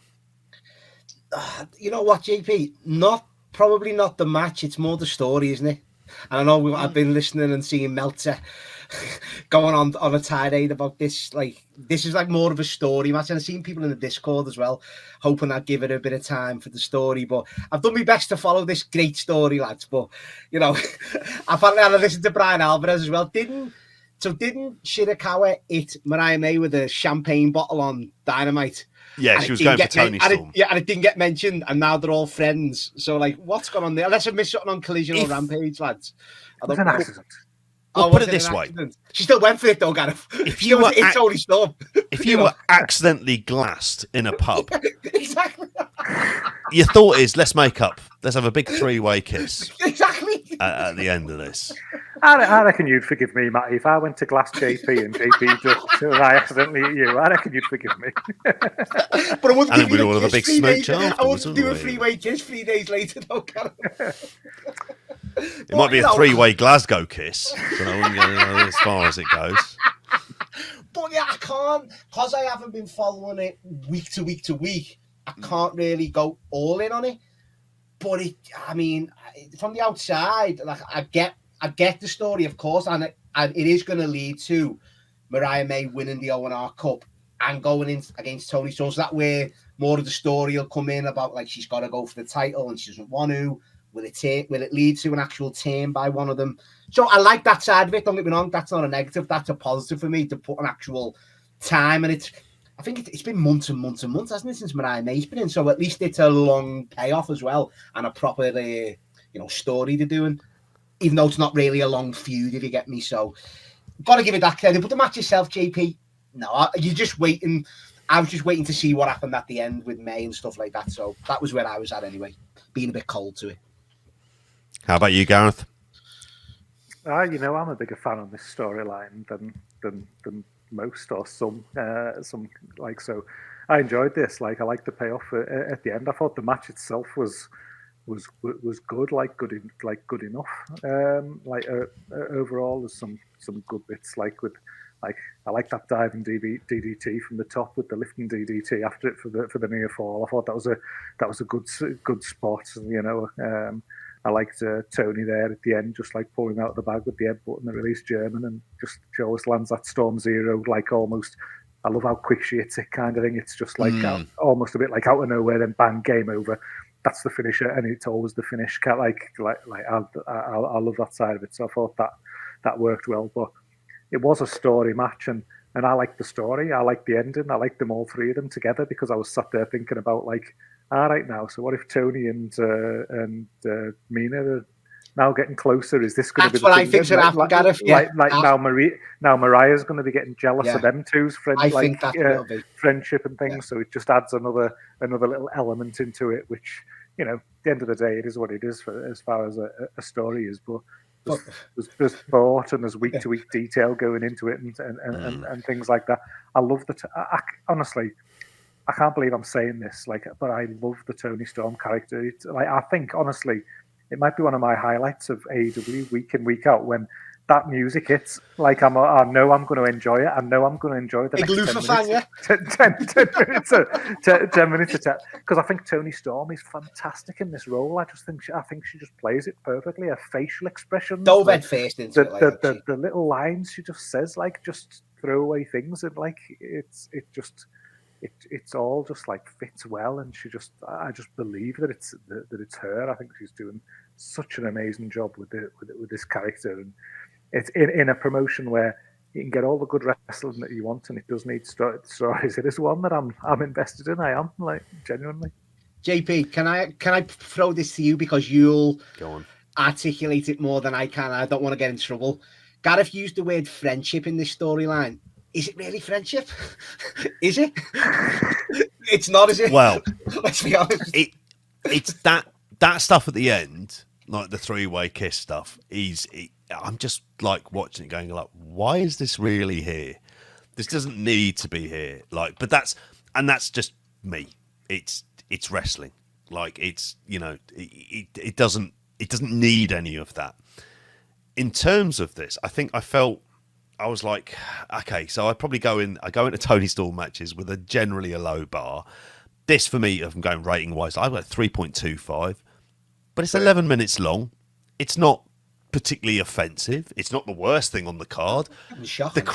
The crowd are reacting to it, and this is where it's one of the things where I'm kind of big enough to say this doesn't work for me, but it doesn't mean they shouldn't do it, because it is working and it is getting reactions. And if you think of the lay of the land in the women's division overall, it could be completely swallowed and engulfed by Mercedes Mone, and then what will be Mercedes Mone and Britt Baker. But it isn't. It feels like it operates in a slightly different universe away from that. And it's got its own storyline. But it's not being forgotten about by the audience as well. And she's found her gimmick. This is the gimmick that's going to work for her, that she's going to be able to kind of go with. And there'll be variants on this gimmick that we're going to see pretty much for the rest of her career. And that is something that for her, that works. And they should definitely do that.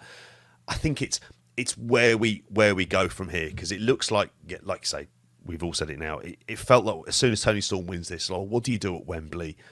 Well, if you're not doing Britt Baker coming back into the mix for this tournament, you can either go one or two options. You go Mariah May or you go Willow Nightingale. Do you instead have Willow Nightingale get screwed over by Chris Statlander, and that is the thing that, so you're playing into that feud, and then you can build to a Wembley match, though, JP, as well. I think that one will be a Wembley for the women's match, isn't it?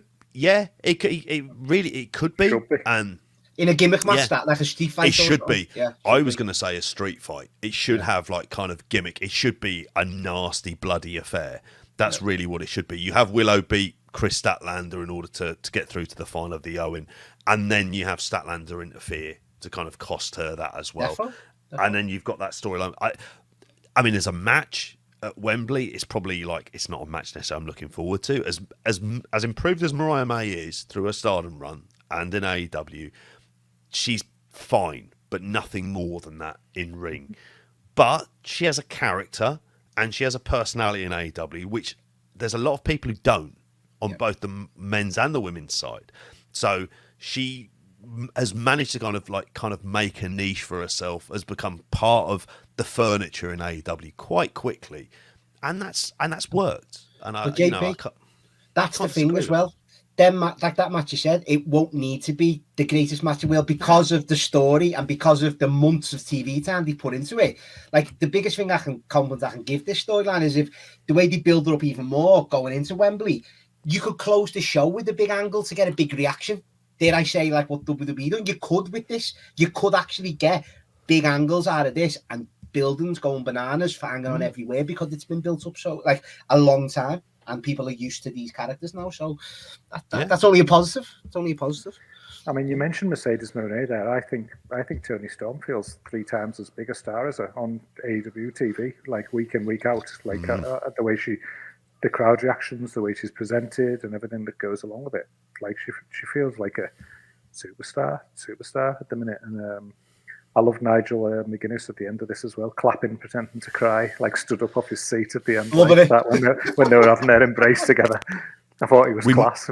I'm hoping we'll get into the general commentary of this as well, because there were points where Nigel was on fine form. To say for this, he was definitely on there tonight, and like I've warmed to his kind of like character-based commentary over time as well. I didn't think I would do for a point in time, but I think for this as well, and this was like, kind of one of the examples of that. Before that match, we had the men quarterfinal in the Owen Hart Foundation tournament, as we had Bryan Danielson, the American Dragon, taking on the Rampage Dragon of Shingo Takagi. Where do I go to first? I feel duty bound, Matty, to go to Gareth first for this one. This very much like we were giving this, what we were saying, this could easily end up being match of the night, depending on how things went. How do you feel? Was it closer in that running for you, Gareth, for this one? I don't think so. Like, it was the first good match on the card that I watched. What was it? Number 3? Was it? Yeah, number 3 match on there. So it was the first one that I thought, like, I've got something that I can kind of get my teeth into here a little bit more. Obviously, like, fan of like Danielson selling on this with like the neck, and obviously that then like impacting the arm that went along with it. I thought that was well done. That was something that I enjoyed.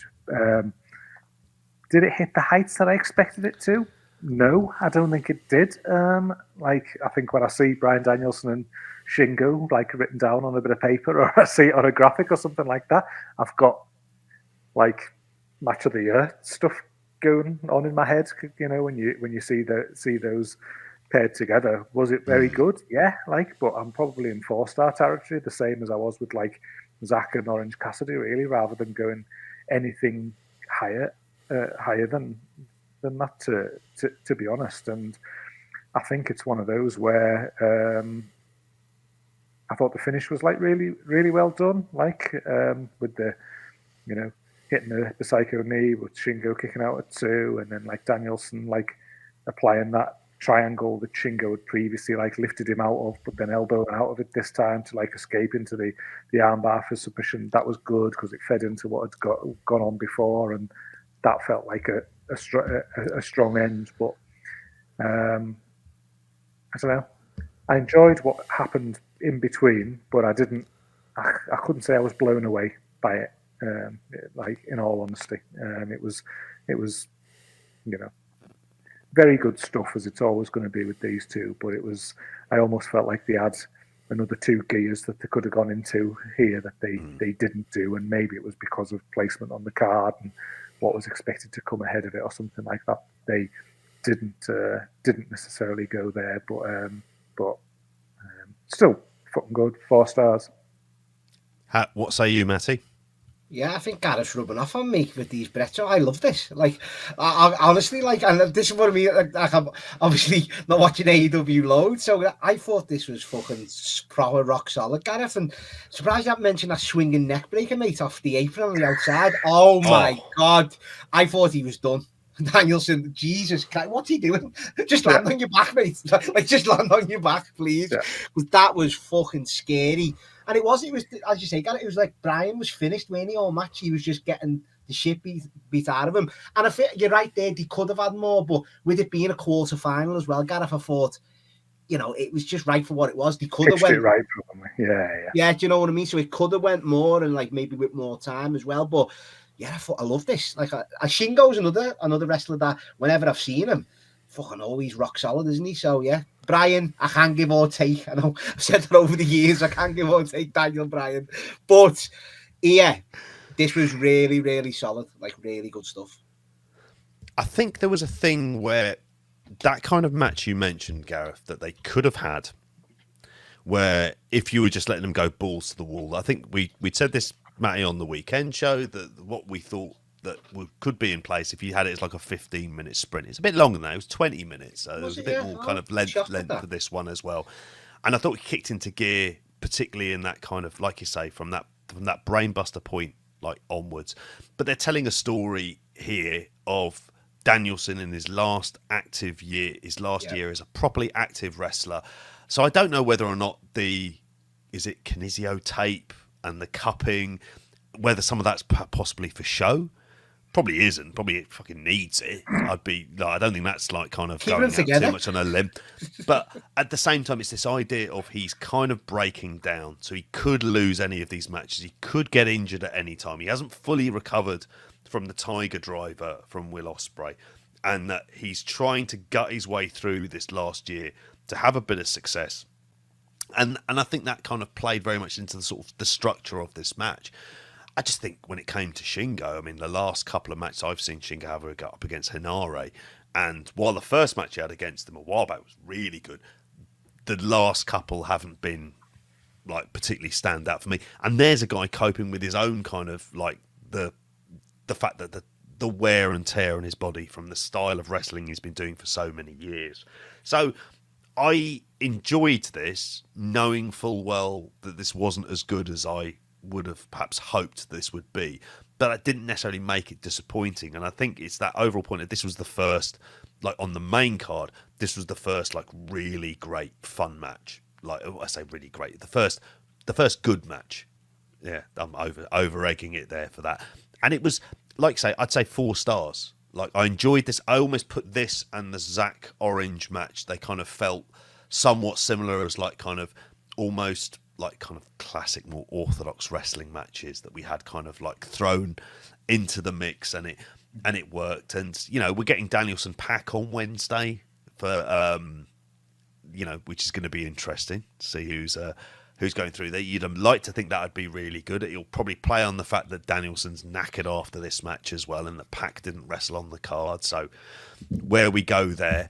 But yeah, I'd say 4 stars. I thought this was like a lot of fun.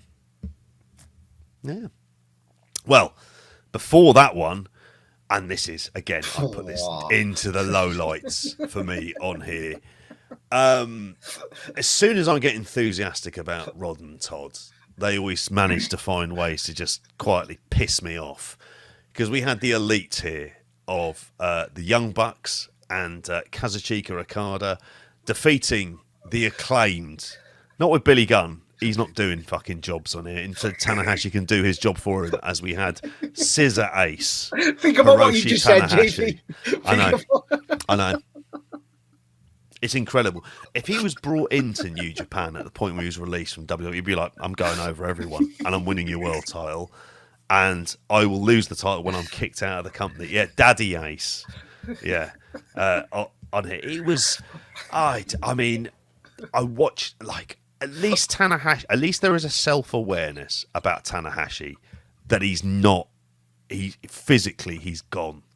And the deterioration, which can't be surprising when you consider the amount of matches he's had, and the amount of great matches this guy's had at a top level, and just the regularity of him wrestling for the last 25 years or so, that we're now at this point where he is feels like, I mean, he couldn't even, when it's chasing him around the ring, it's like, Jesus Christ, my mum could outrun him.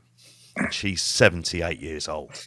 And I'd fancy her in a one-on-one, kind of race with Hiroshi Tanahashi. And that's sad. What is it Bennett says with his elbows for knees now? I think he's got knuckles for knees now, hasn't he? Like Dr. Nick's good friend, Mr. McCraig.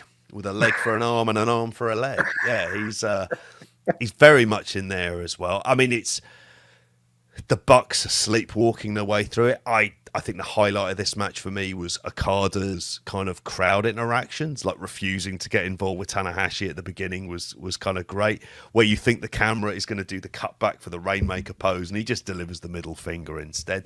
Those are things that are getting a pop for me, and he's clearly having a lot of fun.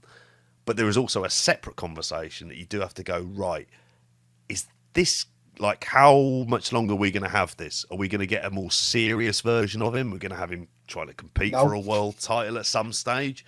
Honky Tonk Man stuff, this? Yeah, he just lost in Elite Land. It's someone said on X, it's like he's turning into a Ron Simmons type with the damn but bitch, isn't it? That's what it is. It's that catchphrase, one word, getting said. And again, JP, at the same time, that rap was dreadful. Yeah, I want not hate this, but like you say, it's in the middle of he's been presented as that serious wrestler in another company, in another country for that long, that if he's coming onto American TV, although, do you change it up this much? Or are the fans that are watching this, they're aware of that, so you don't need to change it? You're kind of in the middle, aren't you? You've got to change it for me, but maybe not as comedic as it's been. You know what I mean? You have him with the Bucks. That's fine. He's a heel. When Kenny comes back, you do all that, but just not too much of the comedy for me. But as you say, it's getting reactions though, JP, so it is obviously working in the building. But all I've said about this whole thing, and I've texted Kiwi, mate, mentioned on here before, we're building up to the real big one of a card versus Billy Gunn, JP. It's happening. It's fucking happens. And would you be surprised if Billy Gunn won that belt? No. No, I wouldn't be. He doesn't do jobs, mate. What's going on? 62? He ain't doing jobs into his 70s, that bloke. He looks good for 62. He fucking looks amazing. He does. I wish I looked that good. He ain't doing any jobs here, though, is he? At this point, the Elite are scared of him. The Bucks are terrified of him. What's going on? It's fucking Billy Gunn. It's because he looks like Andre the Giant next to them all, as well, doesn't he? He does. It's gone. I can't You've just got to accept it at this point for stuff like that. You've just got to crack on. Honestly, it's bizarre. Honest to God, but it's hilarious. What did you make of this, Gareth? I mean, it was just shit. Like, you know, it was just rubbish, wasn't it? Like, just utter rubbish. You're just like watching it going. Again, is this the best use of like a Carter? How much dough are you paying it? How much dough are you paying a Carter kind of thing? And like, you know, I'm on record as saying I'm not saying a Carter's shit. I think a Carter's like really good, but I'm not the biggest Okada guy. Like, there's people I like a lot more than Okada, where people put him up there as like best wrestler in the world. But you've got Okada, like you've got use him like he's Okada. If you having him and he's getting out of like expensive cars, wearing suits, and he's got a belt immediately and things like that, present him like he's like a top guy kind of thing, like he's a serious player, like he's somebody who's like he is the best in the world and things. Present him like that.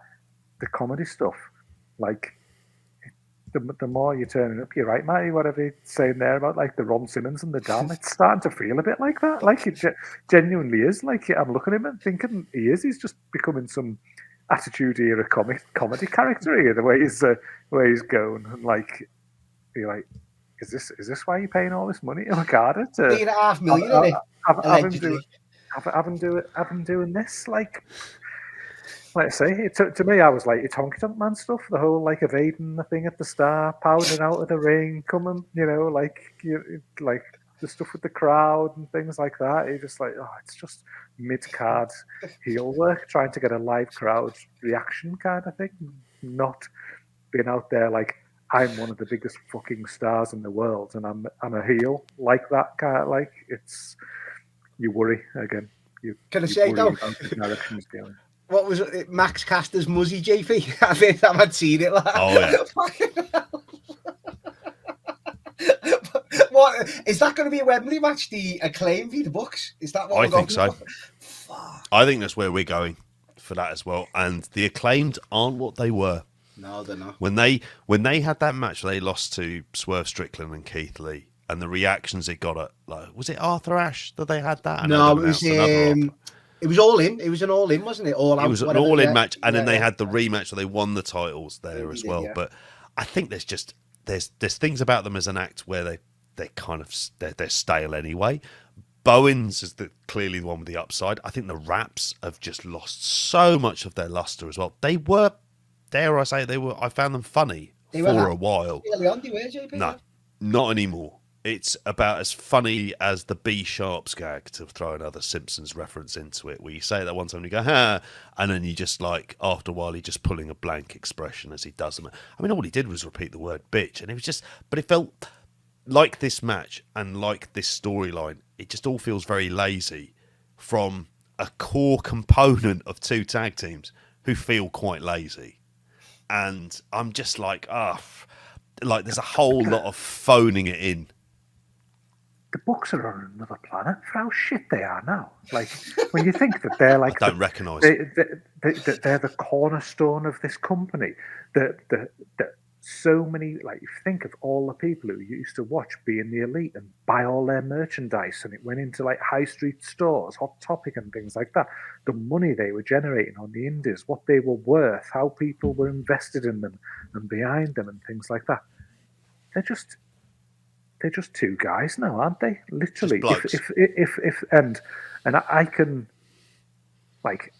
vividly remember being on Spotlight, and it was around the time of like, obviously the CM Punk situation and things like that. And despite being a massive CM Punk fan, I was like, well, you get rid of CM Punk, don't you? Because AEW is built on the Young Bucks and it's built on Kenny Omega, and that is what AEW is. It is these guys. That's their fan base kind of thing. The fan base is Young Bucks fans. It's Kenny Omega fans and things. Fucking hell, you hold your hands up when you're wrong sometimes. Like, fuck me. Like, they're not worth a shit, are they? And they're absolutely not worth a shit in the slightest. Like, they could walk away tomorrow, never be on TV again, and no one would even notice. Like, and that's... No. How wild is that? Like, mental. Yeah. Very. What are you giving it star rating wise? I'll say it's two again. Two again. Professional shape all over. It's a Rampage match. It's a Collision match. Isn't it? It's a TV match. Professional work. Yeah. It's happening in front of your eyes, but nothing's registering. Genuinely, it's just there. Oh yeah, exactly. And I suppose in some ways this is like leading to what was the opener on here, or as I like to think of it, we had to get MJF on the card. So we've got I had a chuckle at this one, JP. Well, Matty, I'll go to you first, mate. What did you MJF was taking the piss and having a ball, really. Like, let's be honest, it was just him literally taking. And I'd heard about Hechicero, and he does look like a good wrestler and a good look and stuff. And I'd heard the name, and he's another buzz wrestler out there. But he just got basically squashed in the end, didn't he? Really, like, it was just the easiest win. I couldn't believe it when he pinned him off that. I was like, is that it? What is going on? Like, but MJF was just, you could just tell. And I've seen this online again. It was like, if he's not in like a main event match, I'm going on first. I'm just taking the piss. And he just looked like he was having a great time though with it, to be fair to him. He was genuinely buzzing and chedded all match. I reckon he watched the second half of this show around his mum's house having a tea. He'd have gone straight out of there, go around back home and go, right, cook us up some tea, I'll watch this. Like, he didn't watch it. Yeah, that's true. We'd have been up against House of the Dragon, so maybe we wanted to get the third episode of that in instead. But yeah, Gareth, was this is, I mean, what was it there for? It was there to have MJF on having a hometown match, but I couldn't help but feel when watching this, it was like, again, the popular consensus for this, and I think it was popular consensus because it's right. Why didn't you have this Hechicero match and then have him and Roosh on this card? Because at least then that would have had a bit of needle and a bit of heat to it as well. Yeah. The Roosh stuff was so good, and now he's vanished, hasn't he? Like, it was fucking brilliant. That match they Not had, like him. And the fuse was like, oh, and I was like, oh, finally, the fucking cracked Roosh here. Roosh looks like somebody who's incredibly put in the world title picture after this match and the build to that match and things, and I haven't seen him since. Like, but this match for me, like, has just been the first thing, obviously, that I saw on the show, not watching the pre-show. I just thought, like, I immediately had the feeling in my stomach of this is how the evening's going to go, kind of thing. And I think there's a lot of matches here where we've seen 2.5 or whatever kind of thing, and this just had that whole thing of it. The whole start where MJF's sort of like doing heel work with a nod and a wink to the crowd in a babyface way, like where the kick after the handshake, and it's a little bit kind of like, ooh, aren't I terrible? The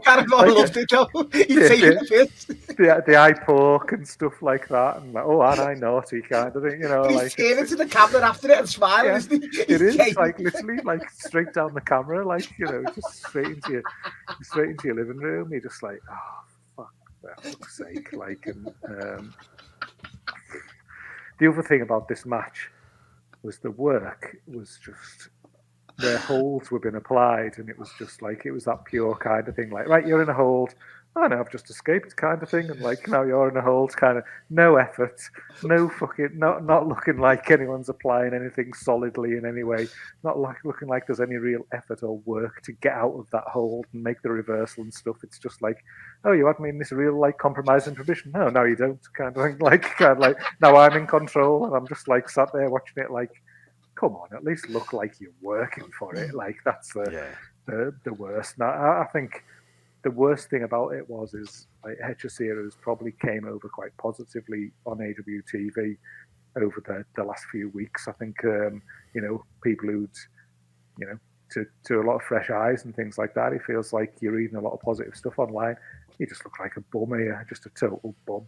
Like, you just like devalued him in one night, just going against MJF working like this, and then you're like, was that what all that was for this two-star match for MJF, just to take the piss and just go over? Like, wasn't he promoting it on TV? That he was like a joke. He was a joke opponent as well, saying like it's just a comedy character and stuff from Mexico. So it's just why? Do you not like him doing his magic on the ramp at the start, Matt? The alchemist. I didn't mind. Honestly, as you say, Gareth, that you're saying that fresh eye, that's me. I've heard a lot about him and Stephanie Vicaire, and both got great looks. Obviously, Vaquer delivered in ring, and Hechicero was good as well. The little bits that he got, but it was just that looking down the camera, like playing to that. I love it. I'm going to watch it again. You know, I cracked up a good few times. Honestly, but you nailed it so well. He was genuinely doing the move, then looking and winking to the camera. It's like Carry On. Ultimate piss. Carry On Forbidden Door or something like that. I'm going 3.5 on it now after your fucking breakdown. I'm surprised he wasn't chasing him around while he was wearing a pair of stockings and suspenders or something like that. With Brian Cage and the Gates of Agony doing the same thing as well. Just like patting Luther on the top of his head behind a bush.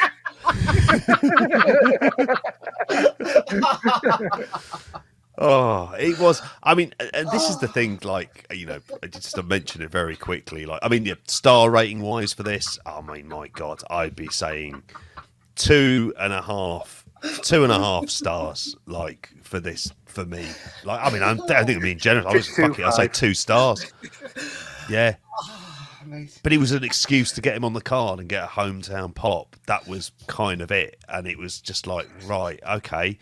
There are other ways, and I get the idea of having him on the card, don't get me wrong. I also don't think it helped that this was the 6th match that had taken place, this opener. This was the 6th match of the evening so far, which is longer than most WWE pay-per-views. And I'm not taking the piss when I'm saying that. That's like statistical fact on here. Because just to mention, before this, we had what I can only describe as Schrodinger's 0 hour, because it was both awful in the sense of this is just far too much, but it also might be one, and this is a very low bar, the best pre-show you'll ever see.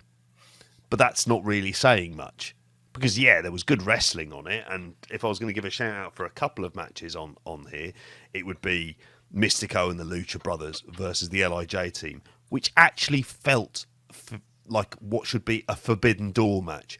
2 lads who are recently in AAA teaming up with CMLL, which is the real Forbidden Door in all of this stuff, as I said it on the weekend show, against a New Japan faction where you've got a future star in Yota Tsuji, someone in Hiromu who hasn't been overexposed on US TV in there, and yet Titan's there to take the fall effectively. But you would have thought, why isn't that on the I could understand that being on the main card as opposed to the Learning Tree match or the the Elite match, I suppose. Like, I mean, I would prefer to have that on there. And it was a lot of fun, and it was a lot of wacky. And Chris mentions here in the chat as well, and obviously he was at the show as well, the best 6-man on the show. It was a hell of a lot of fun. So I mean, I would like recommend that. It's 12 minutes of sort of mad action in there as well. And Mystico, he's just fucking everywhere at the minute. He MLW, like New Japan, CMLL, AEW. He's just fucking everywhere. He's cashing in. Those Sin Cara memories, Matty, are disappearing into the ether as well, very, very quickly. And there was I thought the 4-way tag match was a good bit of fun with the Kings of the Black Throne, Brody King and Malachi Black, obviously winning because it's Malachi Black. I was going to say, Gabriel Kidd and Roderick Strong, and Kyle O'Reilly and Tomohiro Ishii and Private Party.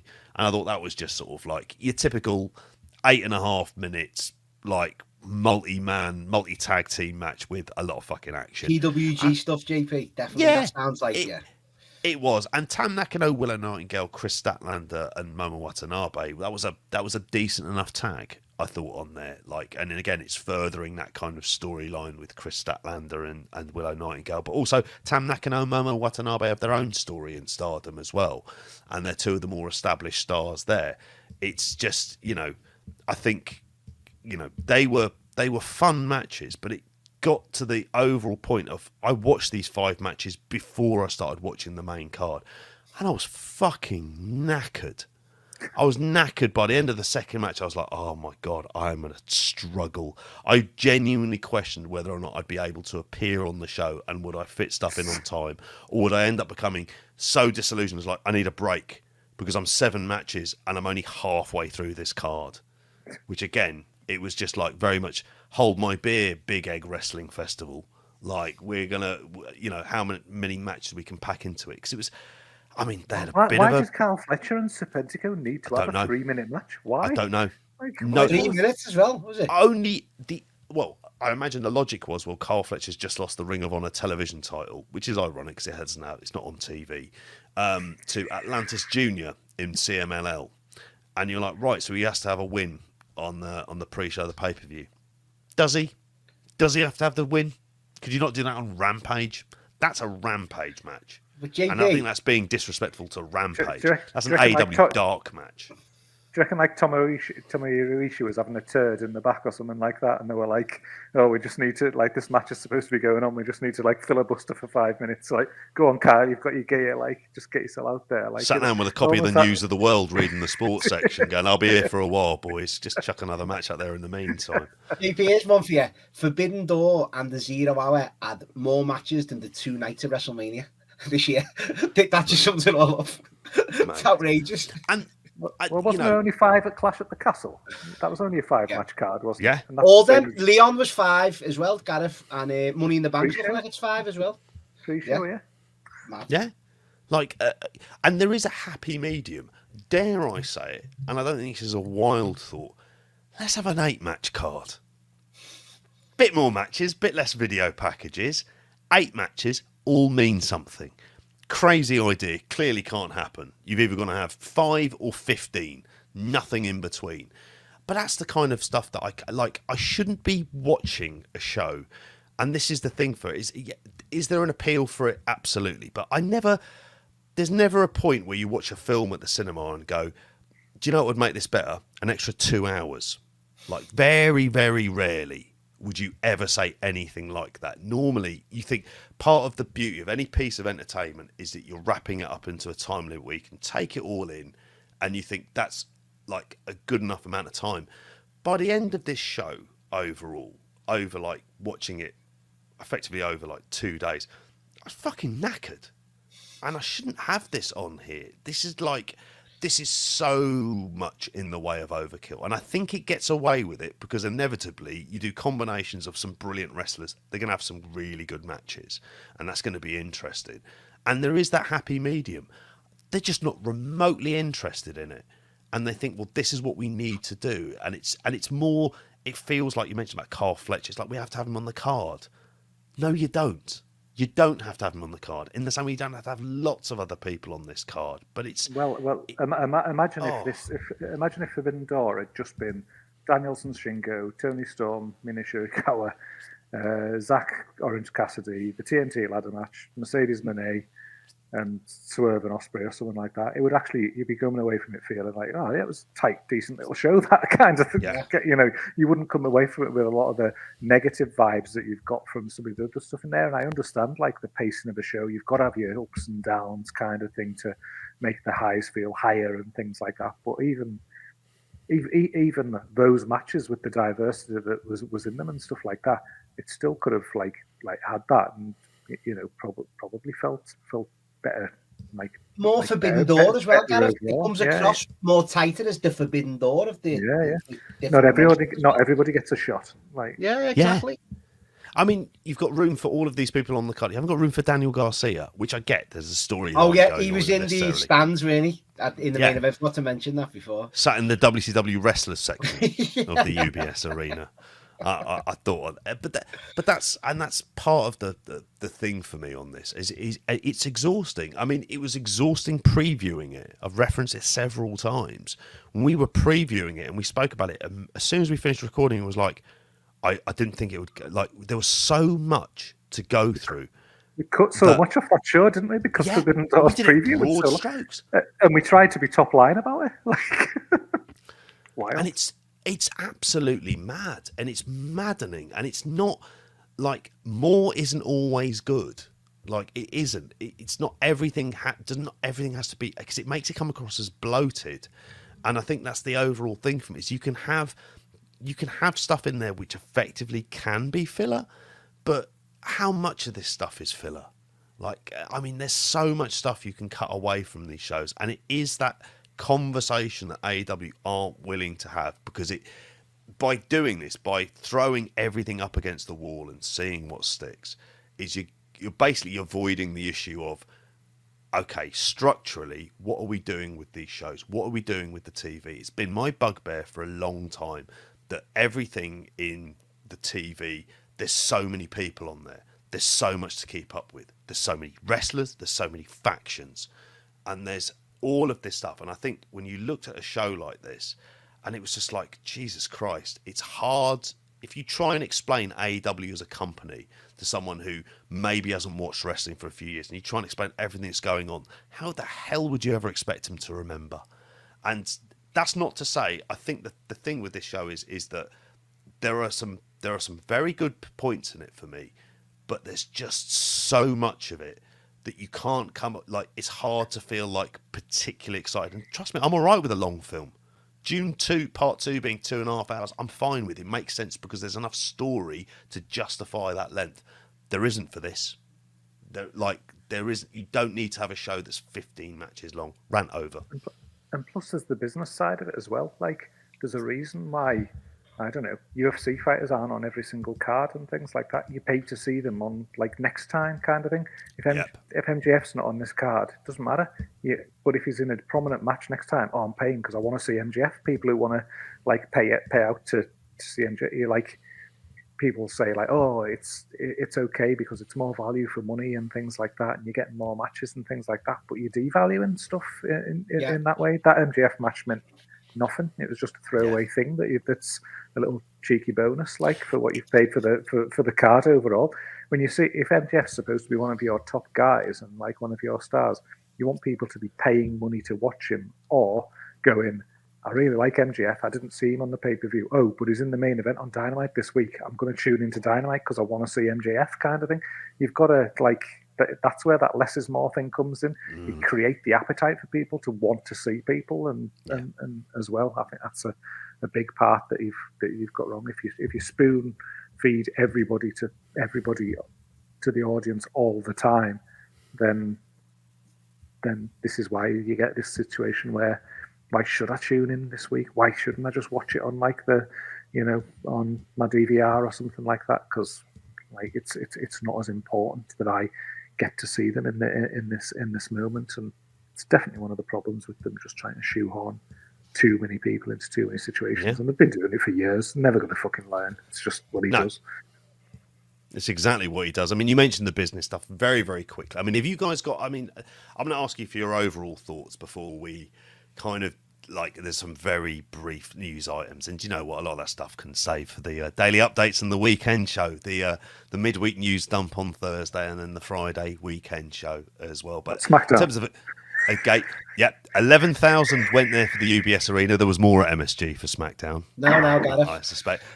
And a gate of over 1 million. So he'll probably say, well, the ends justify the means. It does very well on there, but, like, I still don't think this is the route that you want to go down for it as well. But and there is another update on Shane Watch. I do want to mention, apparently him and Mercedes Mone bumped into each other at LaGuardia Airport in New York.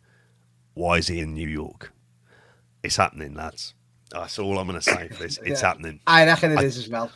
I don't know if I want it to happen, but I do want it to happen. But I also know it'll be bad. It'll be a terrible idea. It won't end well. But I absolutely want to fucking see it just for that kind of experience in there as well. Oh, and Ricochet's out of contract, so he could turn up on Wednesday. He was contractually still with WWE on June 30th, but 1st of July, he is now free and clear of his contract, so he could turn up. So expect him to turn up on Smackdown in some sort of rogue role there as well. But Matty, I'd be remiss. I haven't heard you. Yeah. Your overall thought. What would you be giving this as overall as a grade, if anything at all, for it? Matty, go to you first. The pay-per-view, JP. Yeah, the pay-per-view. Overall. Is it B minus, C maybe? I don't know, because as I say, the main event was brilliant once it got going. A 4.5 star match on a pay-per-view can't be sniffed at. Shingo Bryan I enjoyed, even Sabre v Orange Cassidy, the ladder match I enjoyed. Yeah, so saying that 4 matches out of 10, really. I'd settle on maybe a C, B minus, JP. I'll be positive. Being positive. Yeah, I'll go B minus. Gareth? B minus. What are these grades you're introducing into? I don't know. It's been a long time since I've been in school. Put him on the spot there. That's Is it a why. C? I don't a C then. It's just a C. C. Well, I'll stick to star ratings. It was just a solid 3-star show to me, I think, overall. Like, balancing out across the piece. It was an above average show, but no to write home about particularly. See, sorry, but it's just because I'm not watching every week, though. Like, I was... Like, I enjoyed more than I thought I would going into... I knew I'd like the main event. I knew that I'd deliver in some way. The ladder match, I always had a feeling... But the Shingo O'Brien and the Sabre Orange Cassidy, on paper, they're not my cup of tea matches, but I really enjoyed them. So that's why I'm maybe going slightly more positive. You're watching the week to week, aren't you? So you're going to be more let down, whereas I'm more surprised, if you get me. So Yeah. I'd be 3 as well. I think it sums up for me. This is like almost a perfect encapsulation of where AEW is at this point. It's too much for me, and there is some good points, but there's a lot of stuff in there where you go, why is this here? Do I need to see this 3-star? Do I prefer it to Double or Nothing? Yeah, probably. I think I seem to remember myself. I don't know. I can't remember any other wrestling outside of this because of this show. It's fucking drilled so much wrestling into my head over the last couple of days as well. So what we're going to do, Matt, is we're going to just cut straight to the other thing that we wanted to mention, you to mention in particular for this. Yeah, that was the angle from Smackdown. Got to end it on somewhat of a positive note, lads. But did any of you see the angle before I go into it? JP, did you see it? Yeah. I watched it. It's got a lot of hits. Yeah. I didn't. I just experienced your immediate glee for it when we were recording retro the other day. Yeah, so you haven't even seen it, Gareth? No. Well, yeah, it's done the hits, JP, but it just to give it... Broke their record, mate. 60 million views. Has it? Yeah, flipping hell. Like, it deserves it, though, JP, because this is one of them, like, as the listeners know, I'm a big Bloodline fan. And, Benno, I can say it when Benno's not here as well, but I reckon he would have enjoyed this one as well, to be fair. It's always the bits in between where Benno's down on the Bloodline, and it is I am the let it play out guy, as he jokefully describes me as. But this is why we let it play out. This is for stuff like this, though, lads. Like, this is a big-time angle in a big-time arena, sold out, fans clinging on to every word and every movement of everyone in the ring. Like, Paul Heyman on this, guys. Like, I know he's been getting a bit... Some people say he should be getting Emmys and Oscars. We won't go down that route. It's wrestling at the end of the day. Let's keep it as, like, it was great for wrestling, do you know what I mean? But if we're talking wrestling performances, one of the best I've ever seen. Basically, the Bloodline just destroyed Heyman, JP, didn't they? And, like, we had the big moment where Solo's getting them all to acknowledge him. Jacob Fatu, once again, the presentation of him in the 2 weeks he's been there, he's just a megastar straight away. Great new entrance theme as well. Great presentation with the entrance with the flames and stuff. And when they all acknowledge Solo, and then he's asking Paul Heyman, will you acknowledge me? And then Tanga Loa pulls the Ula Fowler out the bag, lads. Heyman, he breaks down. He sees the Ula Fowler, and he's like, Solo wanted to put her over his neck. And Heyman just says, Solo, I love you. And I acknowledge that you are not my tribal chief. And I'm telling you, lads, it was like the glass broke and Steve Austin come out. The pop that got, I'm telling you, no, unbelievable. And that was it. Simone Spike, headbutt off the top for Jacob Fatu. And then they pulled Heyman out, but the gasp when they're dragging him to the gallows, the shield bomb through the table. And at 58 years of age, and I'm out of shape myself, for an out-of-shape 58-year-old fucking fella to be there taking that, JP, he slid off that fucking table. Oh. It's the extreme in him, though, isn't it? He took it for the angle, and fair play to him for taking that. But this is hot-shotted, and Solo Sikoa as well. A lot of people are down on him and Cody, which is looking the direction of SummerSlam. This was his best performance as well. He was fucking brilliant in this. And it gave the juice needed for him to get that shot as well, where hopefully people now take it a bit more serious. So, all-timer for me. Add it to the list of Bloodline angles that are just unbelievable. And we're off to the races. Love it. I am never going to be... At this point, I'm still not convinced by Solo Sikoa. But however, I have to agree This was as good as I'd seen him. I thought, and this was one of the things when I took Harry along to football training on Monday, and I saw wrestling dad Danny there, and the first thing I said to him was like, "Oh mate, I haven't seen all of Forbidden Door yet, obviously." I had 72 matches to go at that stage, and so I was like, "Oh, don't ruin it." He's like, "Yeah, I'm not interested in that. Did you see the Smackdown angle?" And he spoke about how much he loved it, and it was. And I said to him, I was like, "Yeah." And I said it was a cracking angle. I mean, even down to the things of him looking absolutely knackered. Apparently, he hadn't gone to sleep. Method acting. Yeah, it's proper method. This is very much Dustin Hoffman and Marathon Man style stuff going on here as well. Like, is it safe? Is what Solo Sikoa. Yeah, he did. He had no makeup. He let the didn't have the dye in the hair. Yeah. It was all brilliant. It gives him a break off TV. Yeah. Now, do they need another kind of mouthpiece? I don't know who they could get in as another mouthpiece, frankly, to if they ever were going to do that. I don't know. But I have to say, for these 2 weeks, in terms of Jacob Fatu, what he has added to them as a stable, I think that can't be underestimated. It's like he's added a bit of juice to this overall storyline. Even though I know the storyline isn't about him, but he is it's like he's kind of borderline reckless and wild, and he just adds something new to it. And I can't help but feel like it's just like, yeah, I want a bit more of this. I'm fine with him as he is. I'll be very interested to see what happens with that Bloodline match at Money in the Bank, against Cody, Kevin Owens, and Randy Orton, to see where they go there as well. But I thought this was a cracking angle. It's got the reception. I'm assuming, in typical WWE form, that the other 1 hour 54 minutes of SmackDown was complete shite. JP, this was the best part of it. He was a good opening angle as well, because the Bloodline come out, and before they could even get past the angle, Cody, Kevin Owens, Orton come in the car and all had a big brawl. Kevin Owens done a swanton out the stands to Tangelo, which looked like he'd done his tailboning off that. That was a rough landing for KO, But Gareth, just to fill you in even more, mate, just to give you the layers of the story, you know what I mean? So what we've got now is we've got GOD, basically the Usos.